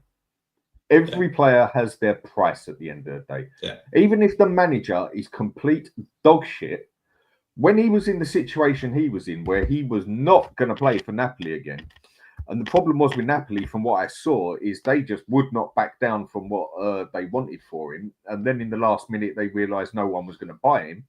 They couldn't go back on their word and say, "You're not playing for us." The only option they had to do was give him out to Galatasaray, who only pay half his wages, and Napoli pay half his wages. Why the fuck did we not go for him in that aspect then? Yeah. You offer a player enough money. You're absolutely right, Dan. You're saying my point, right? We're missing either one. We're always missing something, isn't it? It's either we're missing the manager, right? Or we've got the manager, but we're not willing to pay the wages. And this is the point I was making to James. He's changed. They're right. He's changed in one way. He's spending a lot more money than he ever has done before, but he's not spending it in the right way. And he's not giving managerial freedom, not just to our coach, our manager, but even to the football directors. And this was going to go to a point I wanted to, what I really came on the show to just touch upon. And I don't want to turn this into a show where we're going all deep dive into Daniel Levy. It's up to you, Dan, how you do your show. But how many times have we heard Daniel Levy meddling in the clubs, in the way that the football side has run, whether that's with Paratici, whether that's with the managers, whether he's going down to breakfast, whether he's, I don't know, allowing them to directly approach him, like Danny Rose going to talk to him and all that sort of stuff. That is another reason why we have the results like Ipswich, because Daniel Levy undermines his own management because of how much he interferes in the running of the football side of things. If he stepped out and let these guys just run it themselves and had proper autonomy in how they manage their budget, what type of players they bring in, etc., then I think logically we would do much better. I'm not saying we'll win more, but we would do much better. But he's constantly meddling. Like, what I found really out of order is when we had Paratici. Why was Paratici going into Antonio Conte's dressing room? He shouldn't be in there. He should be any player that talks to Paratici should be saying, no, you talk to Conte. He's the main man. Not right? Conte invited him in. That's the only thing. We don't know that, so it's a little bit of conjecture there.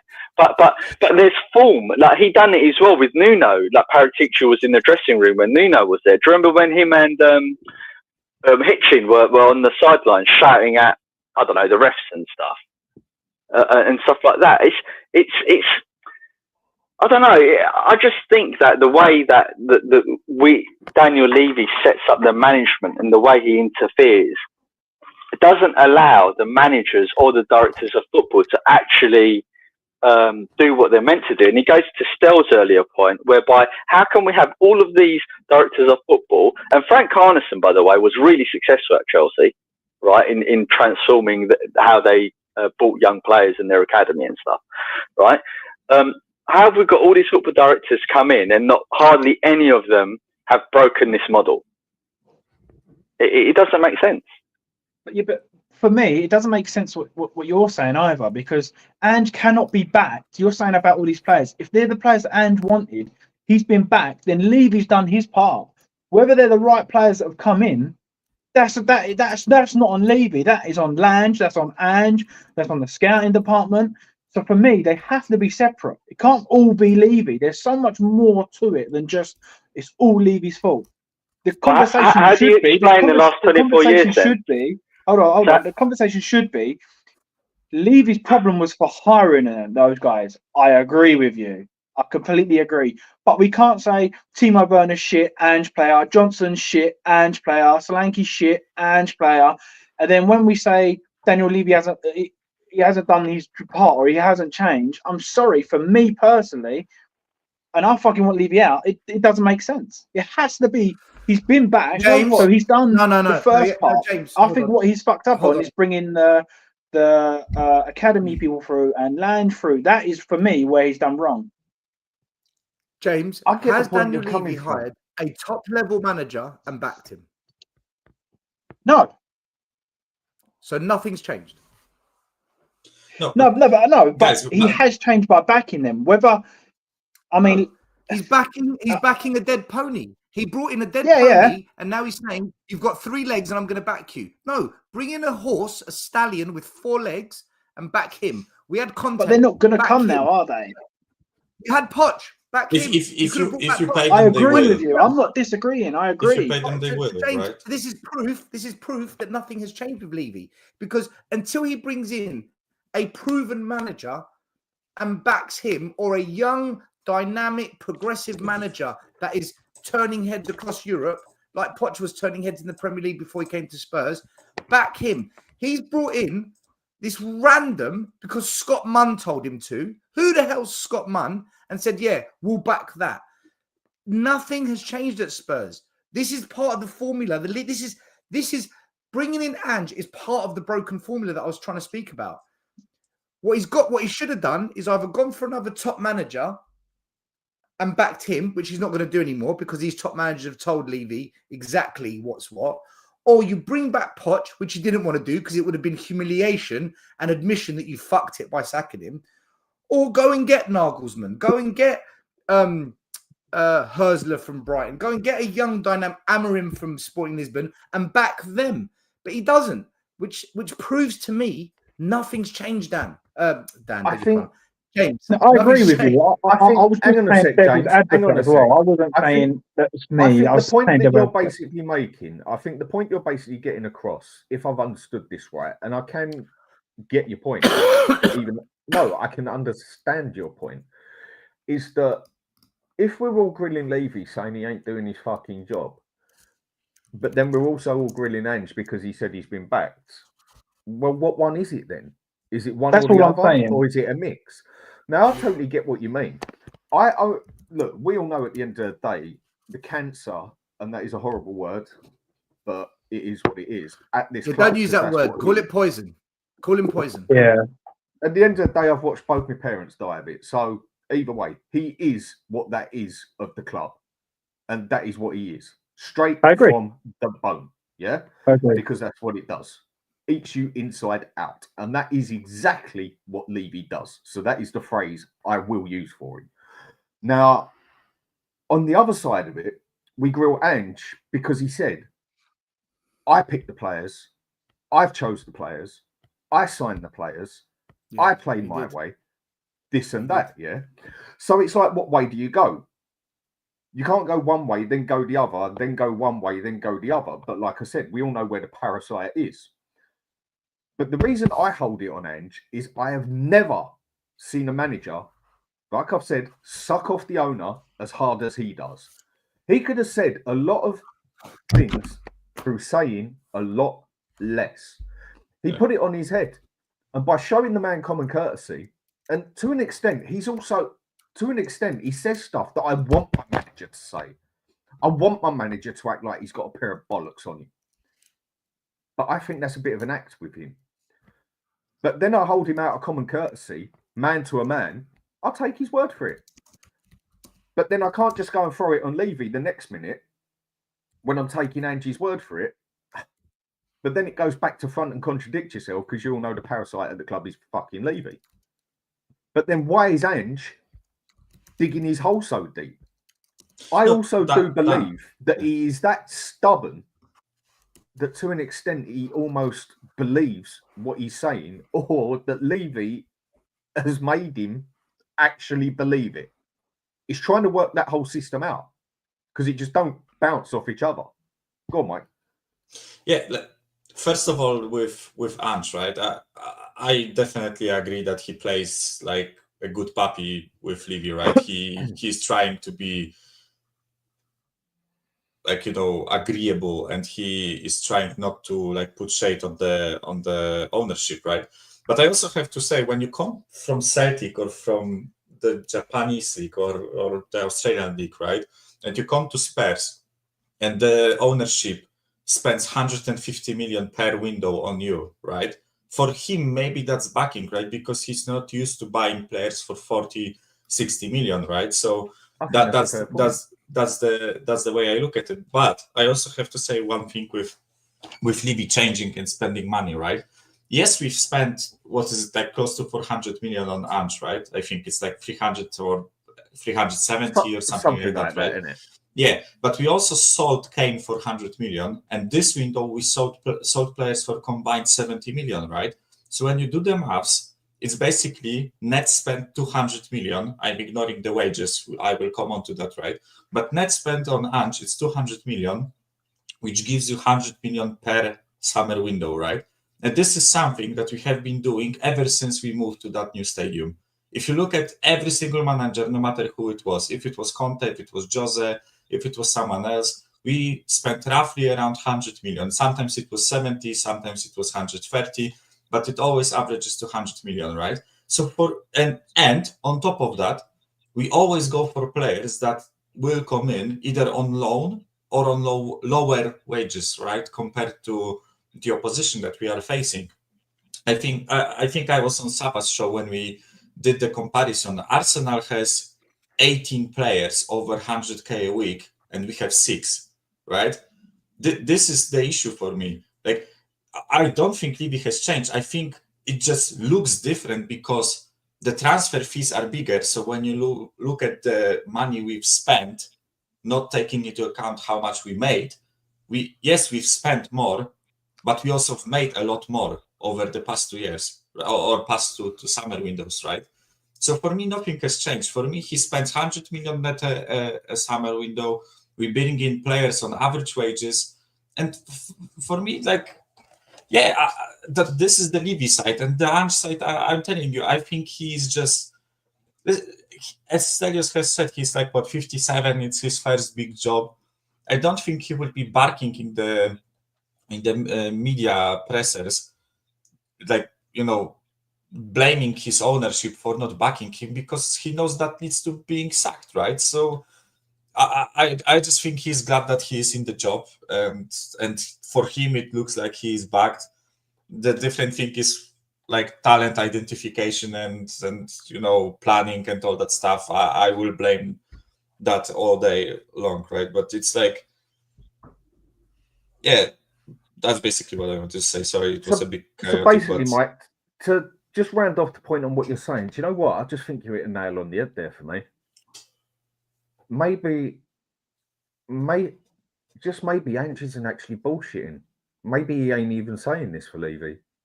Maybe he is actually saying it because he is such a, how do I put this, like minute manager on where he's been, and this is his first big job. He actually does feel like he's been backed.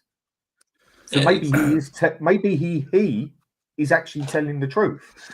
Even though we all know at the end of the day, and I know a lot of people only believe what they want to believe, yeah, but we all know at the end of the day that Levy has shafted him good and proper, no Vaseline to the point he walks like John Wayne. But Ange actually feels like genuinely he has been backed up. Yeah, I think Ange actually a bullshit. Is Ange actually a bullshitter then? I think you just smacked it on the head there, Mike. Yeah, Mike, well said. That is effectively what I said earlier. I mean, when you look at how he's behaved and what he said, and the types of players he's brought in and who he fields out, when you stitch all of that together, you have to believe him. Otherwise, if you really don't think that Levy's backed him, then he's even worse. He's the biggest bullshitter, the biggest liar, the biggest this, the biggest that ever. So you have to take him on his word. Listen, what Ange is your typical Australian sports individual. Really positive, always say enlightening things, always give positive vibes, always say the right things. And this is what I call fake positivity, okay? There's people that have this mindset. Americans are very much like this as well, especially in business, where they say, you got to be positive, man. Stay positive, be positive. But for me, positivity only takes you so far. There needs to be a sense of realism, okay? You can't sign a shit player and start being positive about that and think that a positive outcome is going to happen because we're saying positive things and therefore positive results will follow. No, this player is a negative. He's not good. Timo Werner is not good. You can't sit there saying, I'm happy with Timo. He's coming, he's doing well. I'm really happy with his performances. What are you talking about? You're just being positive for the sake of positivity, just to make others feel positive, and everyone jumps on this positive train. There's nothing positive about losing to Ipswich Town at home. There's nothing positive about losing to Crystal Palace away. There's nothing positive about being outmastered, outclassed, and almost outdone by Coventry away. There's nothing positive about that transfer window we had in the summer. But yet people like Ange, they drive the positive train, and the happy clappers, that's what they want. They just want to be happy. So give them a spoonful of positivity, even if the spoon has got a virus on it. As long as there's a happy sauce on the virus, they'll take it because there's some positivity there, even though that virus is going to get to them, right? And this is what happens, Michael. This is what happens after 25 years of this shit. After 25 fucking years, 3 decades of this poison that is Levy, people are trying to be positive about this. What you're seeing now is everything we've seen for 3 decades. But be positive, people. I'll be positive when we sign top players. I'll be positive when we get to cup finals on a regular basis. I'll be positive when I see us behave like a big football club. When that happens, I'll be positive. But right now, you've got YouTube channels, podcasters, all being driven by Ange, because when you get a realist, when you get someone that's honest, that says it as it is, like Conte, for 10 minutes, he sat in front of that microphone and told the world, this is what's going on at this club. That's the most positive thing anyone's ever said because it was true. And he got called negative. He got called negative for being honest. And he told us most of the people turned on him. Yeah. This is what I mean. It is that bad that to the point in the aspect of supporters, so many of us, and when I say us, I mean Spurs supporters as a whole. Yeah. I know you can label us all in about fucking 20 different fucking angles and whatever, because we're probably the most divided fan base out there. But a majority are just at that point where they're so desperate for that hit. If some understand what I'm going to say now, give them half pence and they're happy.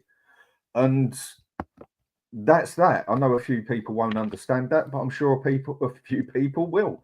Give them that bit and they'll just be happy for the meantime until it all goes wrong and they need their next bit, but still won't admit that they've got a problem. And the problem is, Mike, I think what you said, mate, I think you've just smashed it. I really do.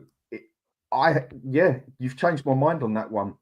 Is Ange really Levy's little bitch? Yeah. And he don't fucking know it. I never looked at it like that. He don't actually know that he's Levy's little bitch, does he? Yeah, but because he actually believes he's been backed. When I watch this guy, like what he does and how he behaves and all that stuff, right? And I've said it, like I've said this argument of him coming from I said this argument looking at him coming from a lower league, right? He's extremely stubborn with his approach to the game, right? And I think he has found his one style that worked in previous jobs, but he doesn't have either he doesn't want to admit it, or he is too stubborn to see that the way he played in Scotland doesn't work in England, especially considering the difference, like in the skill that he had in Celtic and the skill that he has in Spurs, right? When he was manager of Celtic, it's basically like managing PSG, right? In France. You are by far the best team in the league, by far the best players, right? If you come there, set up well, have an attacking mind of football, right? Purely based on quality that you have in the squad, you are going to win vast majority of the matches, right? So I think he has a bit of a confirmation bias with his previous jobs that this style works and he doesn't want to change it, right? This is one thing coming from a lower league to a bigger league. He didn't adapt. He didn't see that in Premier League, I am not manager of Manchester City. I don't have the best players in the league. And even in Manchester City, we say that the system won't work, which I believe, right? It's too aggressive, it's too open, it's too susceptible to being exploited, right? And I think I've had this feeling for a long time, right? But right now, when I watch him approach this transfer window, I also think it's like I came from, he has the mentality of I came from Celtic, where Celtics have spent 20 million at best, I guess, 15 million at best, when he was the manager in the summer. And he comes here and the club spends 150 million on him, or 200 million like in the previous window, right? So for him, I think it looks as if he was backed, because it's 10 times more money than he ever got, right? So I think it's a combination of trying to be, or not trying to be, he comes from a humble background in terms of the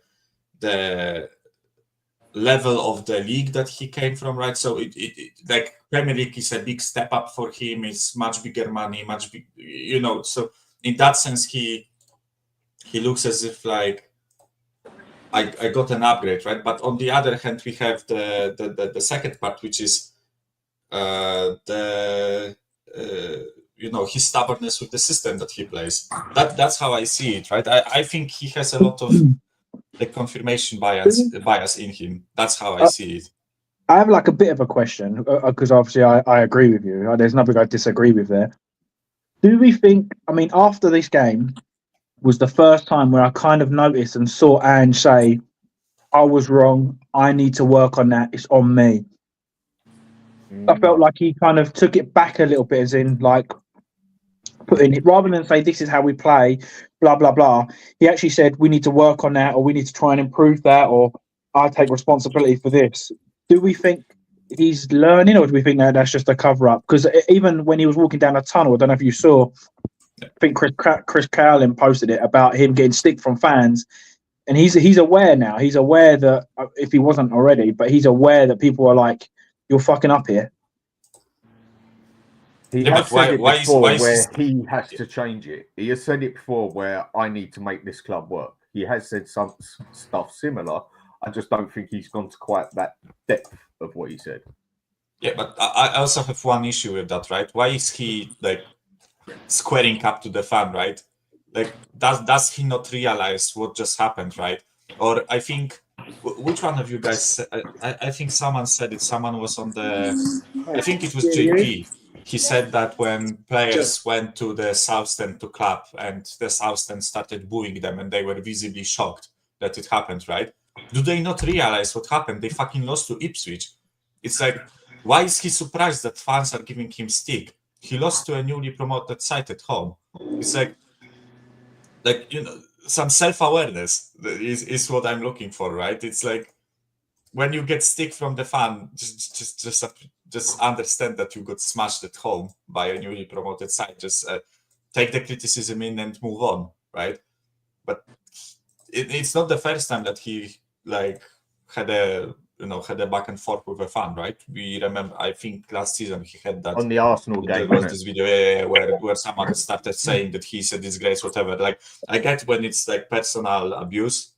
I get that maybe at that point he will react, right? But if someone is criticizing him for a bad game, then especially when you lose to Ipswich at home, it's like the criticism is deserved. Again, not personal abuse, but criticism. No, I right? agree. No, well, hold on. The other, I think we're being a little bit unfair to the other fan that spoke to Ange, because I think the other fan actually went on some podcast or some radio station and said he didn't say anything to Ange that was rude. He just said, "Ange, you've got to change something," and then Ange took umbrage to it. I didn't know what was said, right? So Yeah. I'm just saying, if it was personal abuse, then I understand like reacting, right? But if it was just criticism, then like I don't know why he's surprised. If he loses at home, then the criticism is valid, right? I'm just really happy that Ian and James have come on to apologise to me and Stel. We're waiting for them on Monday night, and they'll just nowhere to be seen. Apologise for what? Don't worry, James. I won't do this to you. I won't do it. Apologise for what? You can apologise to me in private if you want. Bring it up. Apologise for what? Bring it up, mate. Go for gold. No, I'm joking. Well, I think, right, that out of all of our friends, and we're all friends here, we're only joking with each other. But Ian and James have been the two clappiest fans of our friendship group out of everyone, and they're wrong and we were right. So yeah. Sorry, what did I happy clap about? The only thing I was happy about is when we beat Villa and we beat City. Of course, I'm going to be happy. That's how I support my club. Absolutely, 100%. Doesn't mean I've never once said that Ange's going to win us the league. I've never once said Daniel Levy's the man to take us forward. We beat Man City, I'm happy. We beat Villa, I'm happy. We beat United, I'm happy. I'm also pissed off we lose to Ipswich. Oh. I accept your apology, James. Kiss my ass. Ian, how you doing, mate? I'm good. You, Dan? Same Spurs, different day. It is, isn't it? It is. And as I've always said, nothing will change till the owners sell. And whatever you think of Ange, any manager under these owners has no chance. Look, because they're just not being backed properly. We know that he wasn't backed properly.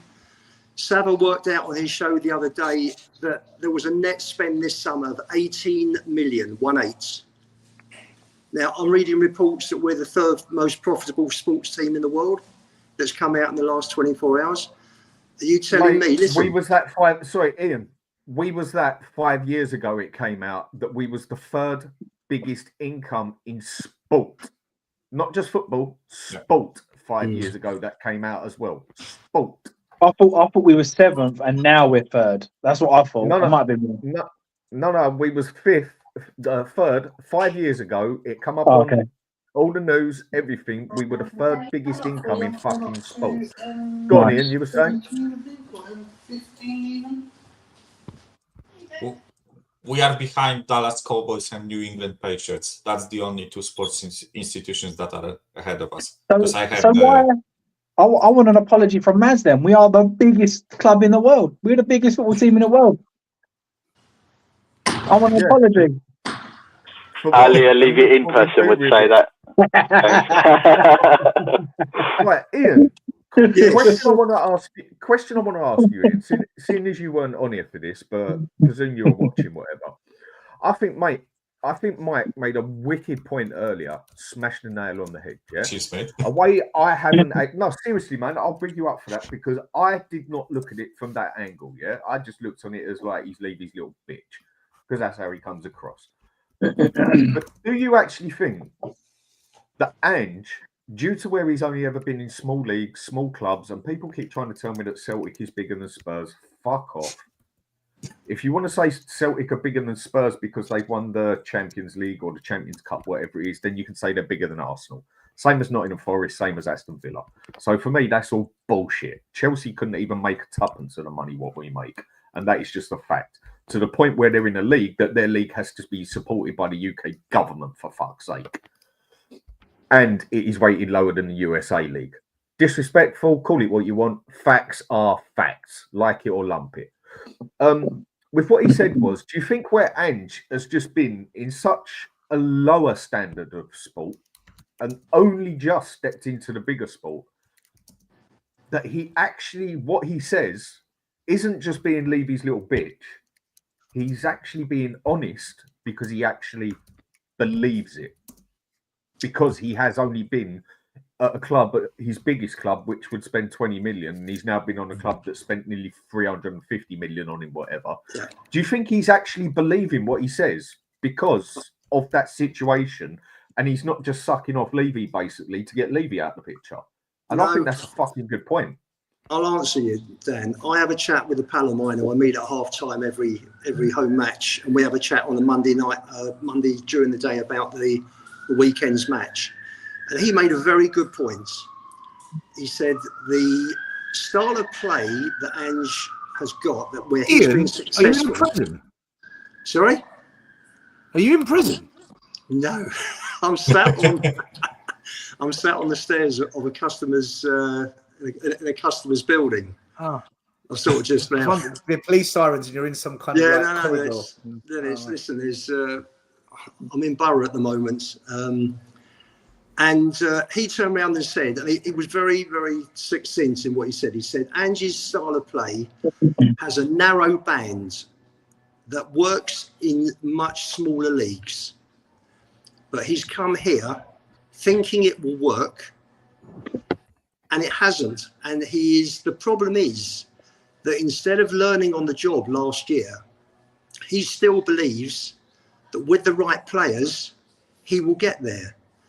Now that's full of contradictions, because if he's not going to stay for several years, then young players that he may be bringing in to play this way, he's not going to be around for anyway. And the way that football is, and the way that Spurs' business model is set up, he has to get top four with European football. You know, the ground's costing 26 million in repayments each year. Football transfers are amortized. He spent a lot of money over the last few years.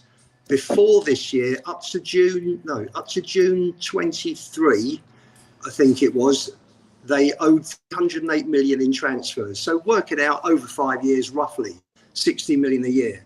So you put 60 and 26 on, that's 86 million. So that's 86 that's going out before anything else. So he has to get top four.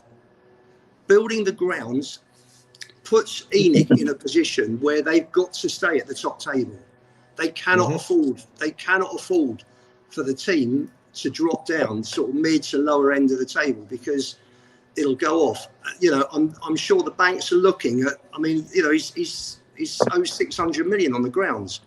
Well, if you're a bank and you've lent anybody that sort of money, then you're obviously watching their expenditure. You know, there's only so much I would have thought that he can do without the banks thinking, hang on a second, you know, are you jeopardising the chances of us getting paid? and I'm not excusing him at all. I'm just talking finances. He needs investments.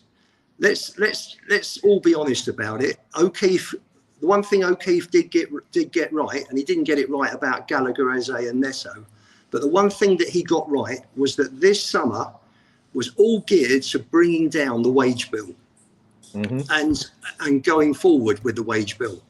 So what that meant, and as it happens, he only wanted Gallagher, and Gallagher was never going to join. Neto, we got beaten by Chelsea. Eze, there was never an offer put in.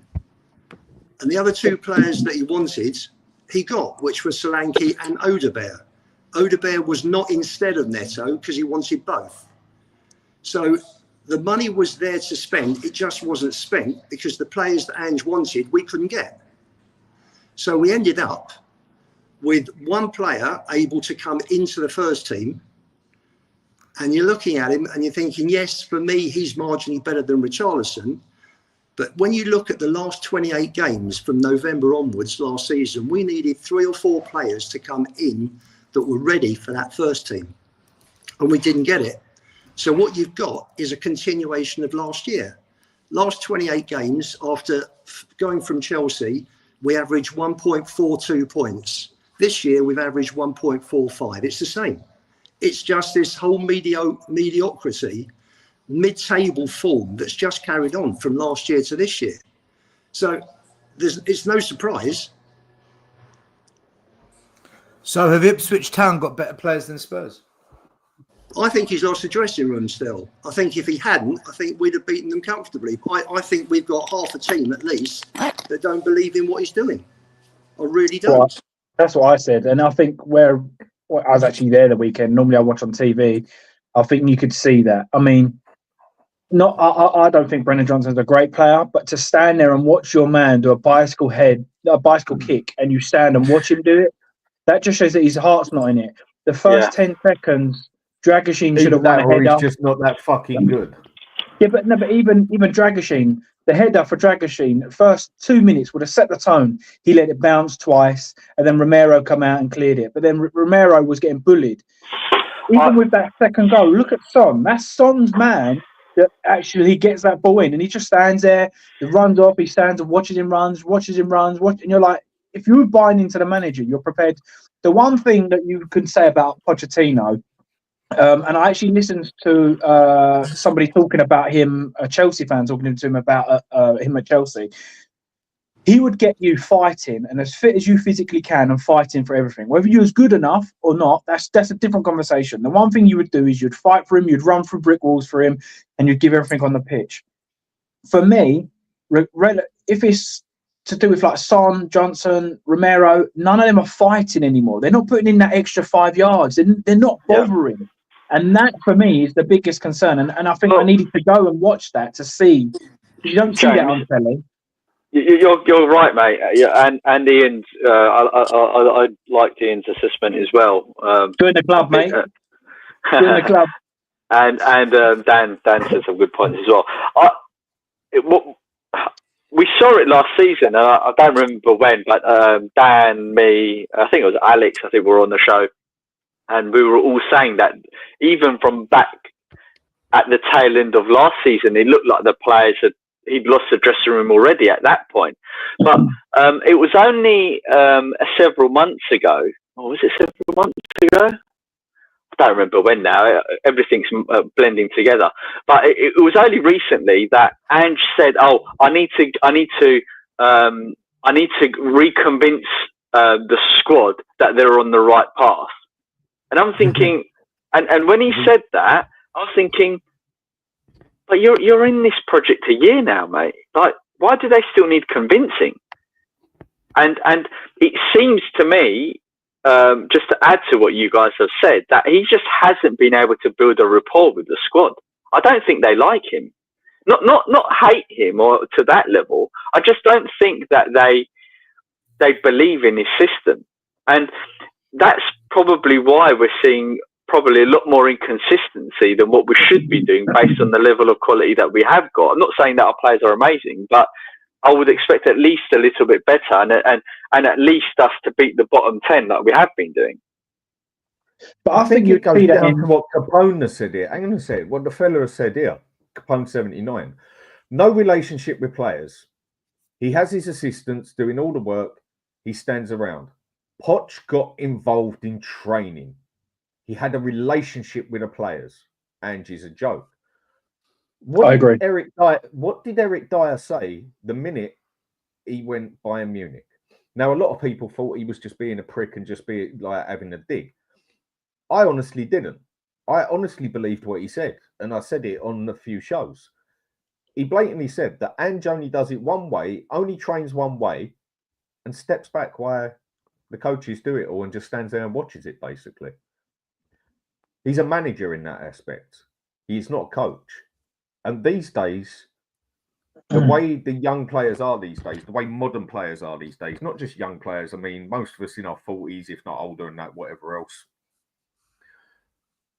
that is just the way people are these days. That's just the way it is. Call it, what is it, Gen Z or whatever else, fuck knows what you want to call it, yeah? That is the way they are these days. People are just more delicate these days. Players are more delicate these days, not just physically, but mentally. And with that, I think you definitely need a coach.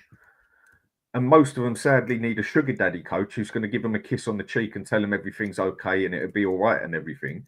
Whereas if you want to go back 15, 20 years, it was a slap in the face you got and told you to pull your finger out your fucking ass. I agree. And for that you need a coach, don't you? I agree. And I just think the way of the world, the way of the world is like that, isn't it? Nowadays, that's what I'm basically saying. That is exactly what I'm saying. And it's no different in football. I mean, whether it's right, wrong, agree with it, whatever, it's just one of them ones. I think it is what it fucking is. You know, keeping in a little bubble and everything. The life is safe, the world is good, and then Dan, bang. I disagree a bit here. I disagree a bit on this one. The reason is, look, I'm only saying it because I've got experience in this.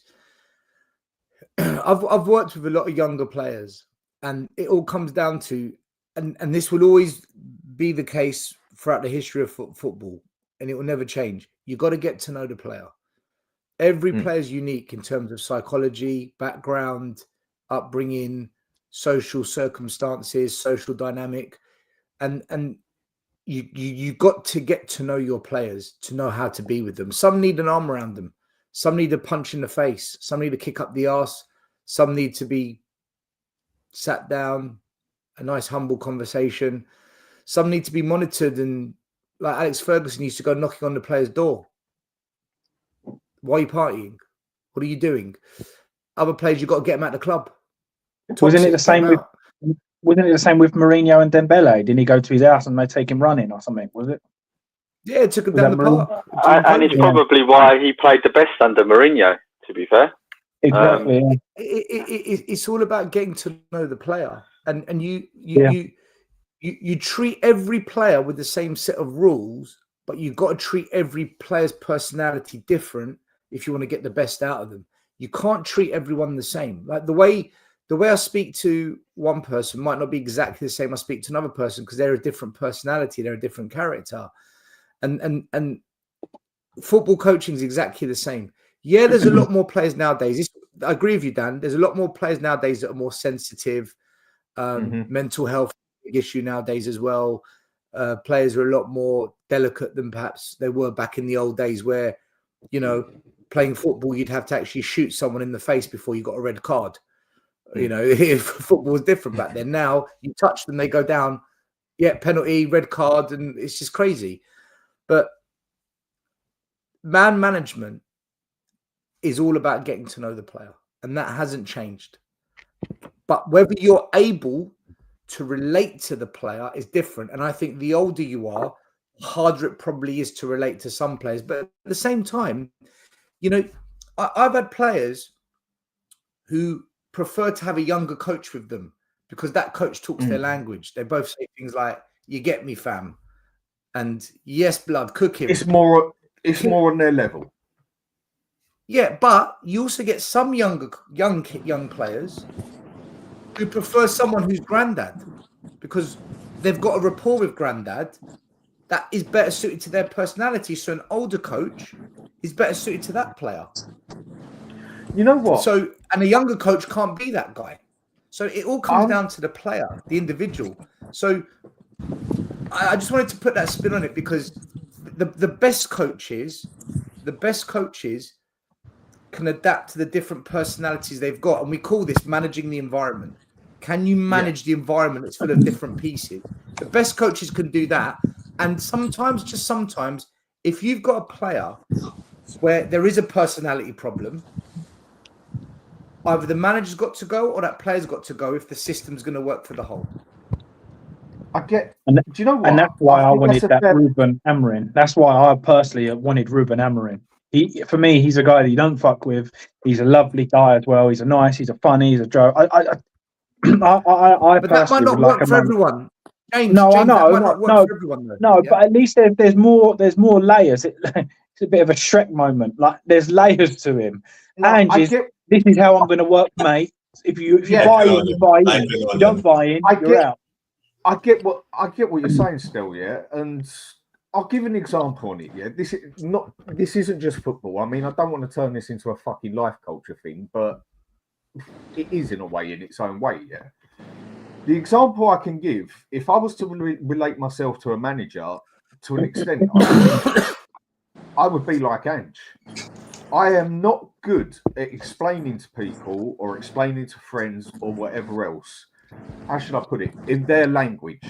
All my mates know me. If you want a fucking honest answer, come to me. I will give you the honest answer. But all my mates also know you got to take with what I say with a pinch of salt because I ain't got a very good way with fucking words, yeah?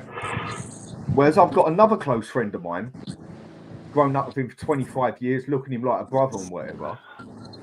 He just seems to have this fucking gift that one way or another, he can have 10 people sitting in front of him and he can basically say what he wants to say in every person's language so that every person will get it. Because people understand things in different ways, is basically what you're saying still. The way I've took it, yeah?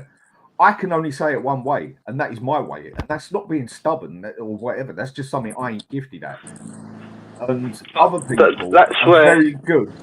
Other people are very good at being able to make different people understand what they are trying to get at, basically. Whereas that's one thing I am not good at. I am terrible at that. And that's where, Dan, that it's imperative that Ange recruits the right coaching team around him. And I think he's utterly failed at doing that. Both from you need your coaches to do it, innit? Yeah. So I will link this back to football, but a few years back, I managed quite a large team, and I had full P&L accountability, and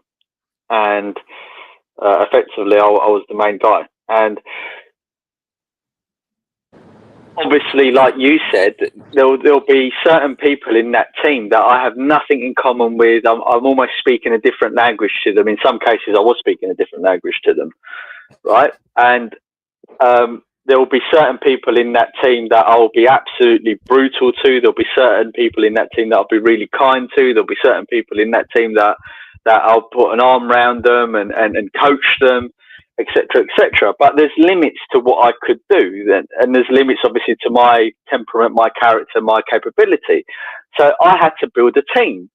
So I employed managers underneath me. I employed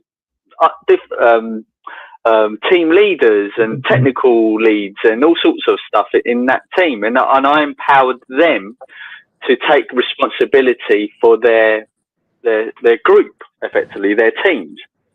And then what you do is you touch base with them and make sure that your vision, your goals, your ethos gets proliferated down to the teams and they enact what they do. But you empower them to deal with like disciplinary issues.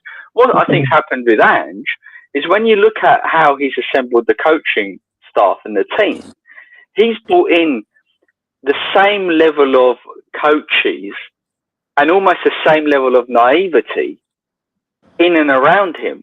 So the players have got no one to look up to. They're not going to look up to Jedinak for defensive prowess. They're not going to look to Ryan Mason. And this is serious points. They're not going to look to Ryan Mason and think, oh, wow, you were a great player when you were... I mean, let's be honest. I mean, I'm not saying he never done well in his career. I'm just saying that they're just not going to look at those people. Stel, you know the coaches, you know the names of the coaches that he's brought in. But when we done an analysis of it last year, and you looked at their records, it was diabolical. So I think that's another failing on Ange. He's failed to build a good coaching team, management team around him that garner respect.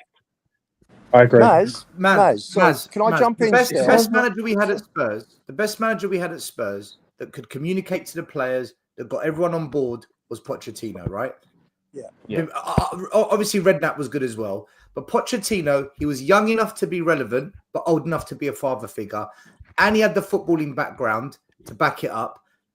And he built a team around the kind of players he can work with, which was younger players. He built a very young team at Spurs. At one point, we had one of the youngest teams in Europe. And his personality was... The team he built was around his personality, I believe. Players that he knew, I can get through to you. I can get the best out of you. I can work with you. Not everyone, but with most of them he did.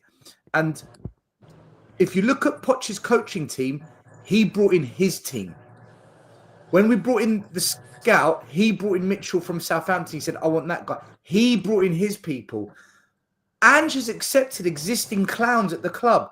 Why is Ryan Mason at Spurs? What on Even earth said he are we didn't doing want to with pick this the guy? coaches still. He even said he didn't want to pick the coaches. He said it clear as day. Well, there you go. Well, there you go. He's accepting it.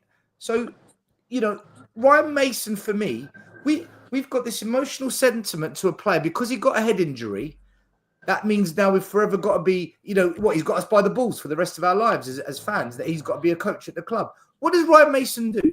The 2 times he got put in charge of the team, he fucked it.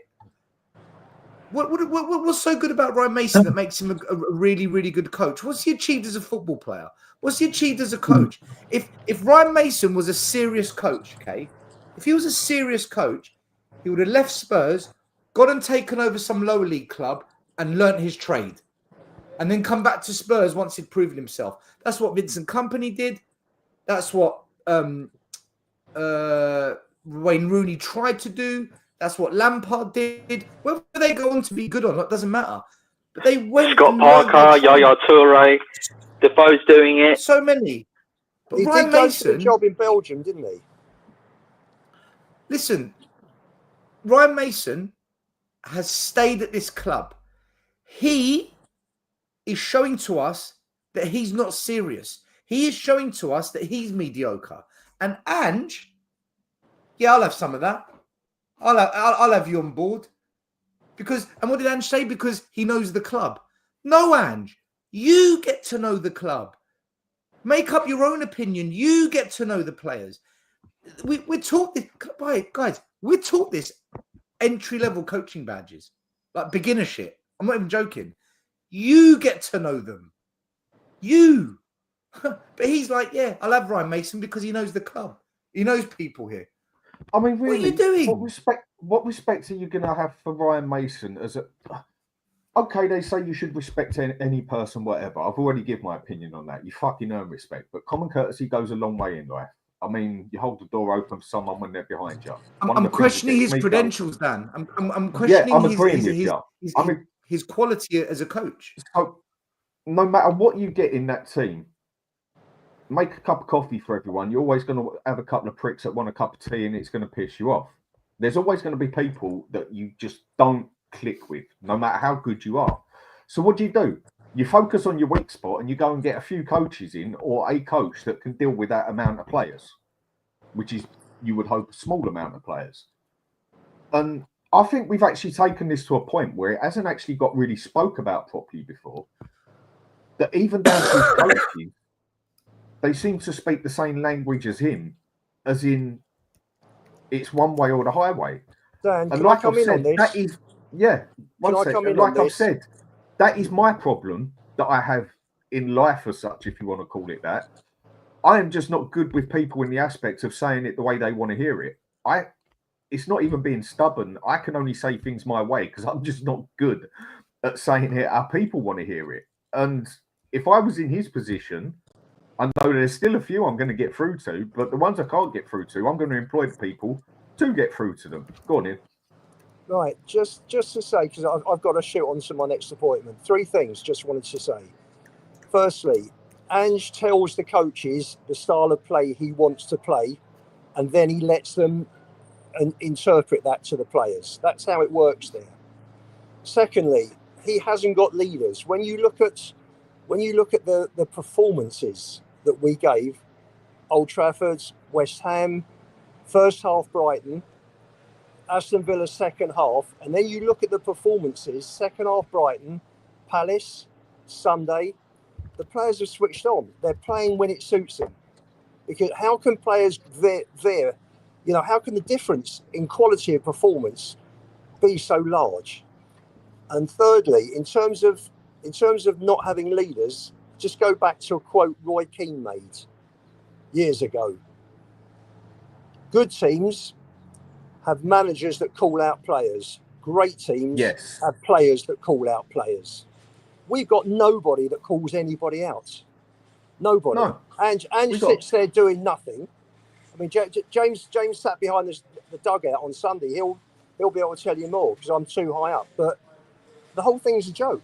The whole thing is a joke. There was moments where things were going wrong. He stood there. Matt Wells and Ryan Mason run to the touchline and started shouting out orders. Ange said nothing. It was all Matt Wells and Mason screaming at what they should do. Invert now. I think Mason shouted at Sonny to get back, and Ange was just standing there watching.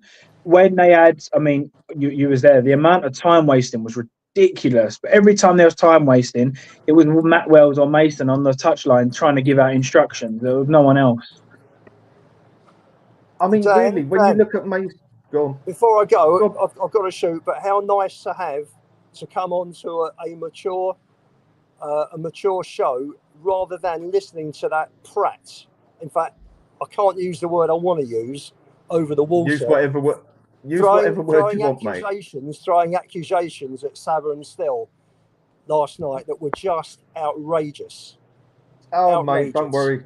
Just give him a phone call and ask him out for a beer and say, I'll see you next Thursday. Ian, I've got more Jewish friends than I think I can count on one hand, and I'm called a Nazi. Jesus, it was outrageous still. Just seriously outrageous. I lost half on my grandfather's side. He lost his entire family in Auschwitz. His whole family. I've never met any of them. And for this geezer to turn around and start throwing the word neo-Nazi like it's a throwaway word. What a cunt. Sorry. I've got to say. Say it as you wish, mate. Say it as you Preach, wish. Ian, preach. Mate, you just hit the nail on the head. You just hit the nail on the head. Like I say. This is why we love Ian. Yes, that can't land it like perfect. Basically like a mic drop. If you're still going in 45 minutes, I'll be in another showroom. I'll be able to jump in. But if not, thanks, guys. Have a good day. Mate. Thanks for the weekend, mate. Bye. Well, guys, have you heard the news about Benton before? Yeah, 7 matches. I just brought it up. Put it on here. 7 matches, isn't it? He's getting a 7-game ban. It won't make a difference. It will not make a difference to how we perform or play. He's our best. He's our best performing.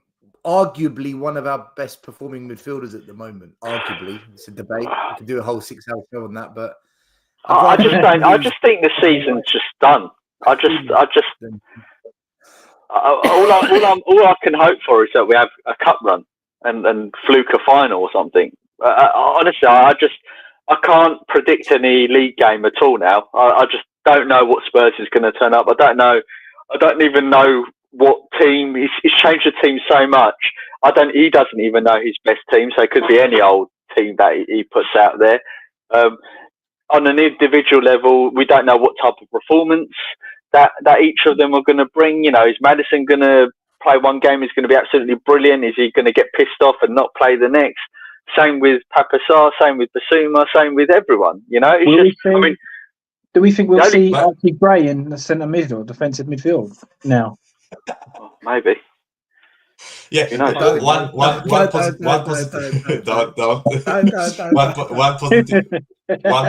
thing out of it is that he won't rotate as much in the midfield. Maybe we'll see the same midfield 2 games in a row. Because, by the way, is it only Premier League all competitions? Because I think it's an FA ban, right? So it's only Premier League. Is it domestic? Isn't domestic? Yeah, I think it's UK, domestic I think. competitions, right? So I think he could still play in Europa. I think I might be wrong. I mean, Unless can UEFA someone- bans him too, right? But Can someone answer me a question? I mean, I've seen a lot of these things come up on here. What the fuck happened with Alex and Chris Cowling? Basically, Alex went on Chris Cowling's show and he tried Okay. to. Look, he came at it from the Ange isn't good enough, players aren't good enough, Levy's not good enough approach. But he got a lot of pelters on that show, especially in the comments. And I Fuck the think comments. it needed someone that could be, no disrespect to Alex, but it needed someone that could probably articulate the argument better with that type of crowd to really land it. And I think Alex Speak was to the probably on devil. the wrong end of. In fact, Alex can explain to us. He's here. I'm just sharing my perception of what I thought. Yeah, I knew nothing of it. Otherwise, I'd have watched it quite happily. Big up, Alex. Hey, Alex, Big up, Alex. I've seen a lot of messages on here. What the fuck happened? What happened? I don't know. Last night, I've just seen a lot of messages. He was on Chris like, Cowling's doesn't show, even and know. I'm like, I didn't even know about it. Otherwise, I'd have quite happily watched it. Well, no. Listen. Like you invited me on the show, and I just told it how it is. And I knew what I was going to get. People were going to have a go at me. It is what it is. You know what I'm I not mean? having a go at you. I'm just asking what. No, happened. no, Dan, you're not having a go at me. Don't worry about that, bro. You know I big you up anyway. But it's like, you know what I mean? Like, you know, it is what it is. I said what I said, and that's it. And I didn't think I said anything controversial at all. Just think. I think certain people think. I think I know what the whole consensus is. I think people think that I was taking the mick off a little bit there, but you know, you know what I mean. I'm just like, I'll be honest with you. Like, I've had it from Football Terrorist. I've had it from loads of people, and it's just like they disrespect the Mr. Box office, but they know the truth hurts. You know what I mean? But I do give credit to people. I do give credit to people, and I'm going to give credit to. You'll be surprised by this, James, because I heard something earlier from you that I absolutely agree with you. Absolutely agree with you. Don't get used to it, though, James. Don't get used to it. Right? But you were absolutely spot on. Right? We go. Is that the first time it's ever made sense, Alex? He's absolutely spot on what he says. Right? We are blaming Daniel Levy when it's not on Daniel Levy. Right? This is on Ange. I'm sorry. Right? Because we do this because we've given the excuses now, and when things don't go right with Ange, we go with that. Oh, it's all Daniel Levy. This is not on Daniel Levy. Sorry, Yeah, I get you, but the moment that Ange said, and Dan says it perfectly, right. The moment that Ange says it's all on me, right.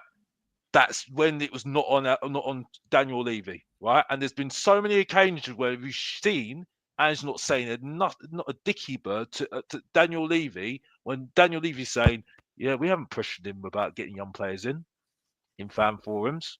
He's so quiet. Right. So I'm sorry, I'll make you right, James. You're absolutely spot on because I've not said nothing about Daniel Levy this year. Not said a dicky bird. Because I've seen it now, I'm saying it's all on him now. I'm sorry, he gets a lot of excuses, Ange. I'm sorry. For me, I think we're two losses or 3 losses away from Ange speaking the truth. So, and by that I mean I think he's starting to break. So I want him to lose. Well, I don't want him to lose. I want to win every game, obviously. But James, what do you mean speak the truth? Hold on. This is interesting here. What do you mean speak the truth? What's he going to do? Come out and say, guys, by the way, I've been lying to you for the last 15 months. No, but I think everybody has a breaking point, mate. I think it's even like, and I don't. This may come across wrong, and I don't mean it to come wrong. but everybody is different. So, say for example, Ange out for you may have been 6 months ago. Ange out might have been for me yesterday because I actually saw him in the flesh and I saw everyone around him. Yeah, but what you know what I'm saying? That was your moment. Yeah. Yesterday for me, that was my moment when I saw him fall into pieces. Everyone in the crowd was saying change something, and he just stood there. So that for me was my moment. So everybody has a moment in life, regardless of what it is, whether they quit a job, start a job, buy a house, blah blah blah. For me, I think that Ange has his moment where he's going to go, you know what? I'm not taking this crap anymore. Like what Conte did, where he took crap. Everyone was blaming Conte. Everyone wanted Conte out. And then he went, you know what? Enough's enough. It ain't me.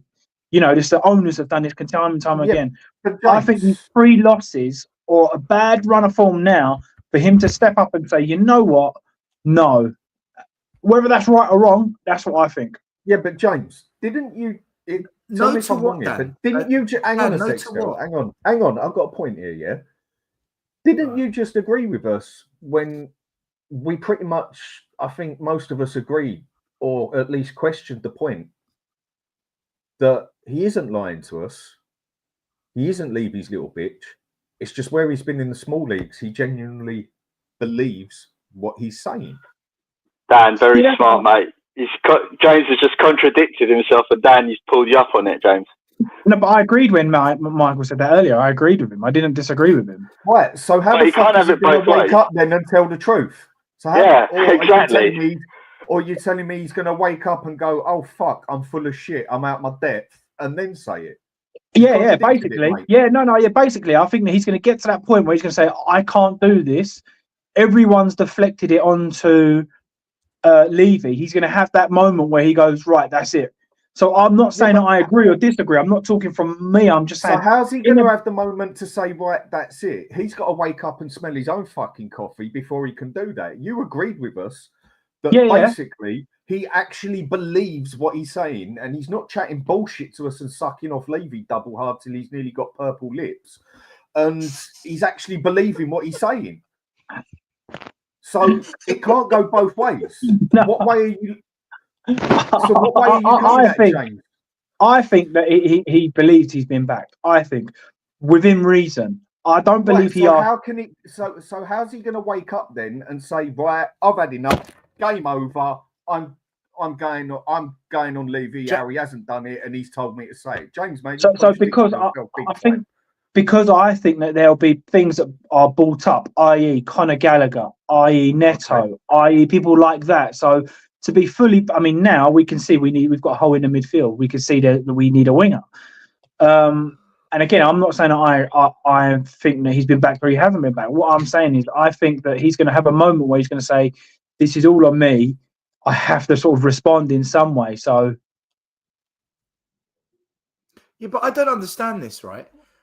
For him to come out and say something that none of us expect, he's going to have to basically go back on everything he's been saying to us for the last 15 months and admit that he's a liar. Yes, man, yeah. But I can't see him. Can you see him just taking it now and then being sacked and saying, yeah, that was all my fault? Yeah, but James, you just agreed with us. I think he is. Dan. You're trying to say that I'm saying that I believe that. I'm saying I think he will do that. Not I believe. I'm not saying I believe he's doing this and I believe he's doing that. I'm saying he will come out and react to it. He ain't going to keep taking criticism and being told you can't defend, you don't do this, you don't do that, you don't do this. At some point he'll break and say, you know what, fuck this, and then he'll say a few untruths. That's what I believe. Listen, this is why I've been Ange in the whole time, because I think it'll get to a point where he'll blow it up. This is why I said to you on every stream, I think keep him in, because it's only going to get to a certain point where he backlashes and retaliates, and then it's him versus Levy. We know how that happens. Know what happens. James, if he comes out and does a Conte, right? If he does that, I will be 100% behind Ange. I will do a 180 flip. I'll do a Henry Wright and 100% change direction. I might even become an Arsenal fan. Who knows? What? Just like Savva, yeah? Just like Savva. I'll be like Savva. I'll be an Arsenal fan. Fuck it, I'll be you join and Savva, Savva. mate. Period. Judas, you know, to get a bit of string for you. Savva's Phil on hot Campbell form on. right now, but by the way, Savva's on hot form right now. By the way, he's on hot form at the moment. By the way, I have to say this. I have to say this. Honestly, because that debate show, and he's just on one right now. Honestly, if you're talking about who's on hot form right now, it's him. I'm being honest. Now he's sucking it off. I told him privately anyway. I've got to be honest, because like you got to respect someone. I just can't believe that Savva's spitting lyrics for Arsenal players. Another football players, good players, spitting lyrics. He knows exactly what we need. Gabriel in the back. That's what I said. I said to Spurs Kings TV when I said that he's on. Too much. You know the words I said to Spurs Kings TV, I said to Marlon, you got Savva on. Okay, you make sure you make it good for him, yeah? Because he's on it today, yeah? He's on it today, yeah? So you make sure you got people on there that's going to make it good for him, yeah? And I said they didn't disappoint, to be honest with you, you know what I mean? So, you know what I mean? So, you know, that's how it is, you know what I mean? But yeah, carry on, Celia. Sorry. Big up to you as well, by the way. And big up to Maz, by the way, talking the truth again. You know what I mean? Yeah, I'm liking your jip, bruv. You know what I mean? Yeah, don't get used to this. Me being nice to people, though. Yeah, you know what I mean. Alex, that just sounded kinky, mate. But anyway, to the point. Savva, how we doing, mate? Yeah, Thanks, Alex. Appreciate it, buddy. I'm not in the usual setup, Dan. So I don't think I'll sound that good. The wife's got the streaming room at the moment. She's working from home. It's been an interesting 24 hours, to say the least. When isn't it as a Spurs supporter? I know, but I truly didn't know when Northside invited me onto his show. For like literally, I was on for 15 minutes. I truly didn't know that was the changing of the guard, and that I'd given him my Tottenham shirt and collected an Arsenal one. Honestly, I had no idea, and literally, I started the stream with. I feel sorry. I apologise loads last night to Marlon on that, because just as we were getting ready, I was in good form. I felt good. I was ready to have the debates. And just as the countdown for their show's going on, someone sent me, have you seen this? And I've looked at it and I'm like, oh, fucking hell. Like, oh, God, a whole video about how I'm Arsenal and I'm not really Spurs. Everything I'm saying being misconstrued. Apparently, I hate all Australian fans when that's not what I said at all. And you know, because I said Man City will beat us, it means that I want Man City. Do you know what I mean? It was just all these things where I'm like, this has just been taken out of context. And I don't mind, right? Listen, the video itself, fine. Listen, I'm not mentioning names. That's not much. He can make the video.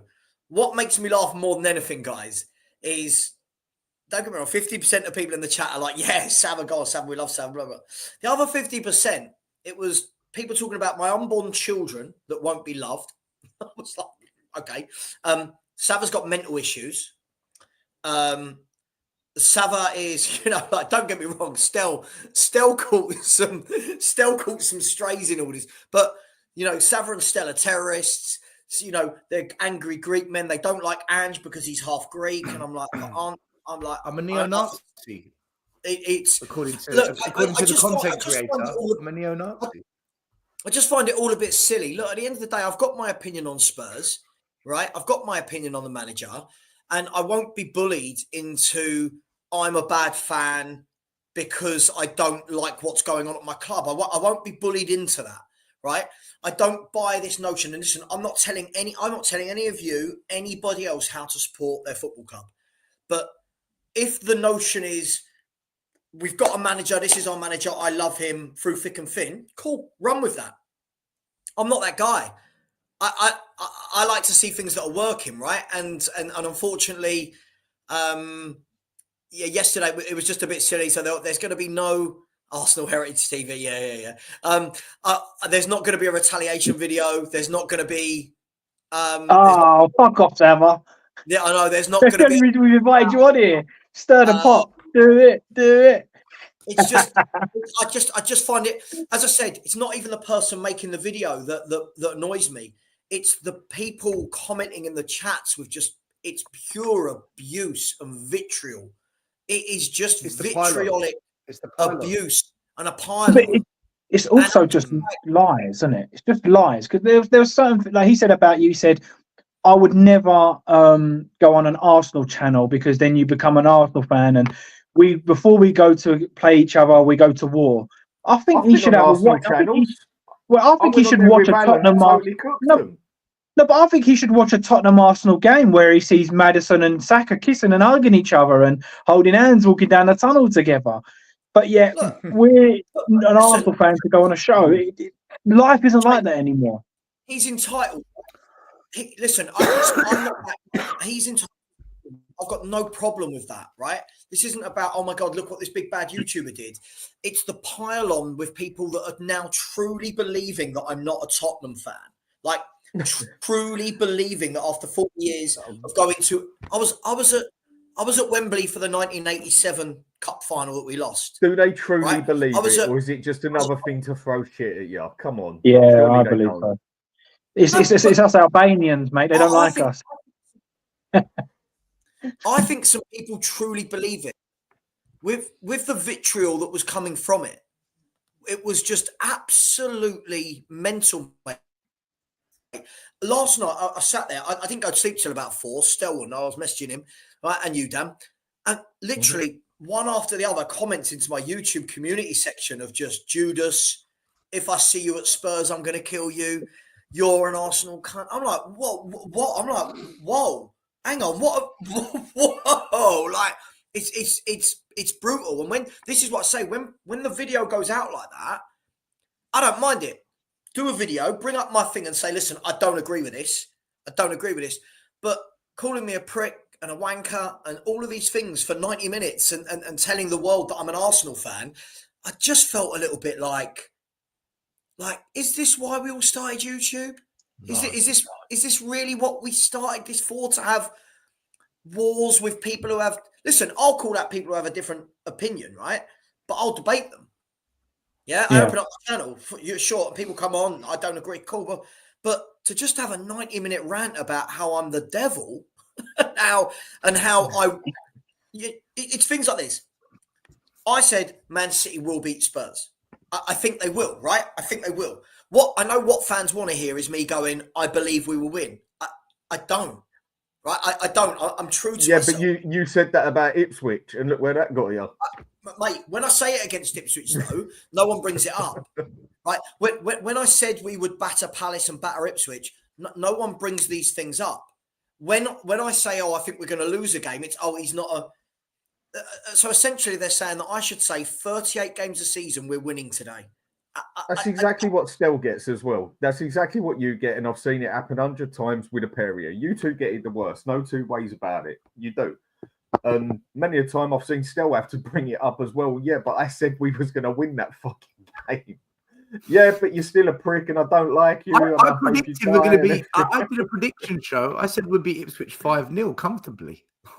If anything, I was the one who sat on there and said, "I ain't sure about this." I said we'll batter him.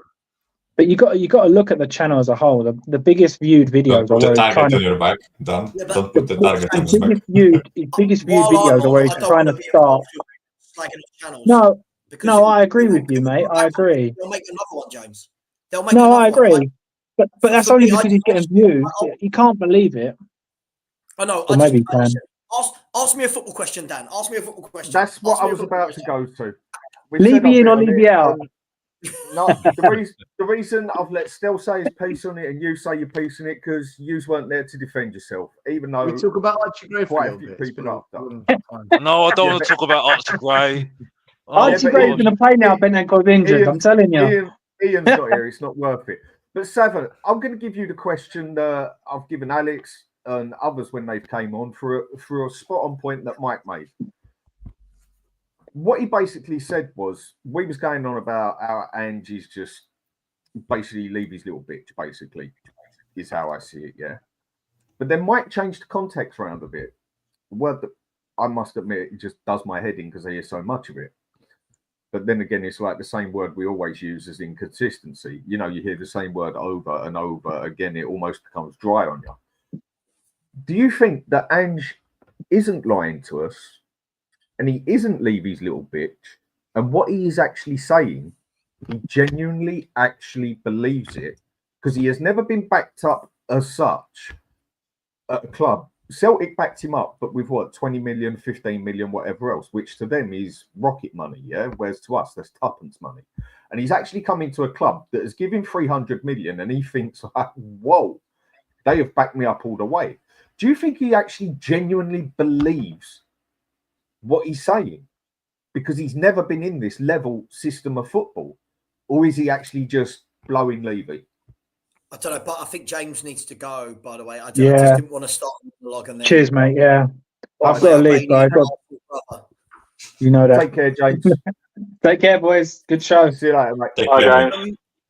I think it's a difficult one, Dan, right? Look, as I always say, no one's made him say the things he said. That's the problem for me.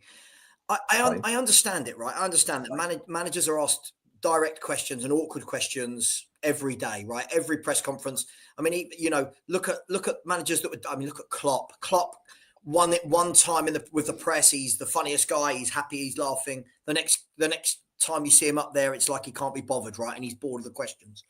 I get it, right? They're going to say some things that they don't mean, but for me, I think it's just that he keeps volunteering this information. Right. And it is voluntary. It's very voluntary. And, it's not just the signings, but when he's talking about the leadership situation as well, and I didn't want to buy leadership. Look, I kind of agree with Stel's sentiment. I think if Ange came out now and said, I was told by everyone the big Ange fans, the people that really love this guy, I was told if he's not backed, trust me, this guy's going to walk. Right now, if that's the case, if this guy came out right now and said, you know what, look, I wasn't backed in the transfer window, lies were made.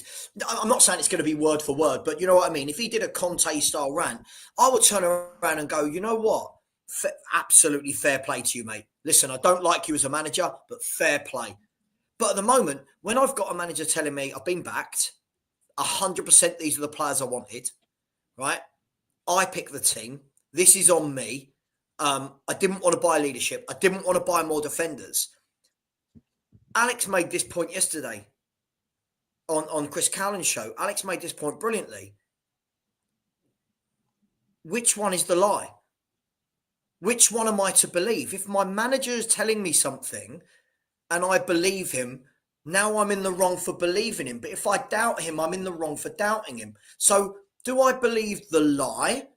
Or do I believe the other? I just don't know, Dan. No, Savva, you're wrong. Let me tell you why you're wrong. How about, and I'm being jovial.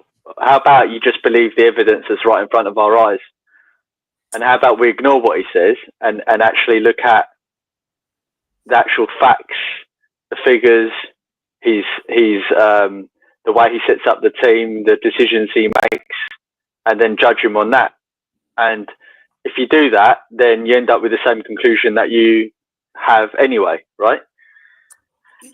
Yeah, I mean, Maz, the thing is, because this is the irony of the whole thing. This is the double standards that our fan base does, right? On one hand, they're saying that we absolutely should back the manager, right? On the other hand, they're saying, oh, we must back Daniel Levy, look what he's done for the club. Then on the other hand, they're saying, oh, but he hasn't been backed. On the other hand, they're saying, oh, but he said this. Then, and we know the amount of contradictions, right? And then they're saying, oh, but let's ignore the league table. Let's ignore the results. Let's ignore the factual evidence of who he's brought in that doesn't fit the system, who's good, who's bad. They almost want us to believe the narrative as opposed to the actual reality.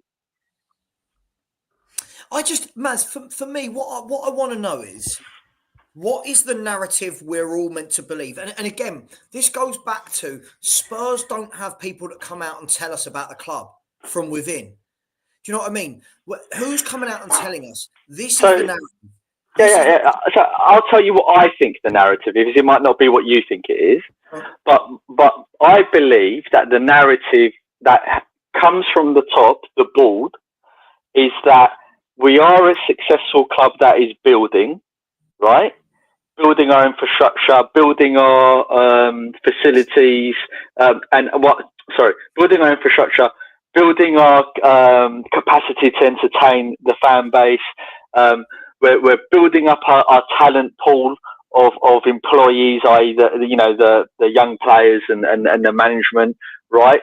We're building up our revenue streams to make us this really powerful club, right? And we're this powerhouse of an up and coming, forward thinking club, right? That's doing it differently than everyone else, right? And in the end, right, we'll be the next, I don't know, Real Madrid, right? And that's what I think the narrative is. So the fans have bought into that. So we're in this perpetual project, the perpetual race to be the most powerful club, the perpetual race to be the most moral club, i.e. from a money standpoint, who owns us, not oil money. That is what I think they're buying into, not the football, not the trophies, not... Levy and morals don't match, mate. They're just... Well, we know that, but they don't. We know that, but they don't. Maz, I feel like I think again half the problem within Spurs is nobody. I'm not knocking anyone. I don't know. You don't know. No one on this chat knows. None of our fans know what is it we're doing, because lots of people have their own interpretation. I.e., at the beginning of the season, a lot of people's interpretation was this is the year we're winning things. We've got the best squad. We've built a better squad. All of our young talent is amazing. It's going to go straight into the first team. Brilliant. We're going to win things. When the results don't go that way, Maz, all of a sudden it shifts, doesn't it, to, but it's a youth project. Now, when I break those facts and stats down by actually pointing out who is that young in our team, like in our first 11 in the Premier League and the players he's bringing on, who is actually that young? People don't like that. Oh, but we bought Graham Bergvall. Sure. But Graham Bergvall aren't getting minutes in the Premier League. They're getting like 5-minute cameos here or there. So I feel like we need to know, Maz, what are we? Come out. If somebody came out from Spurs and said, you know what, listen, we've bought in Ange. What we want to do for the next 3 years, this is going to be a young team. We're going to have no players over the age of 26. This is what we're going to do, right? I turn around and go, I do, Dan, Alex, Mikhail, you, we can all turn around and say, I don't like that process, but you know what? They've told us what that process is. We get it. But if you're going to do that, Maz, right? If we are going to go down this route where we want to build a collective team and it's all young, get rid of Ben Davies. Get rid of Son. I know that will upset people. Get rid of Son. Get rid of Ben Davies, right? Get rid of Richarlison. Get rid of one of the 28-year-old centre mids. Get rid of Fraser Forster. Bring in the kids. Play 3 or 4 of them in the league, like Brighton do. Then when we do this, when it's win, lose, we go, well, it's bound to be. We've got a team full of 18 to 21-year-olds. It's young. It's going to happen. But what we've done is we've added Solanke, only Solanke in the first team in terms of Premier League.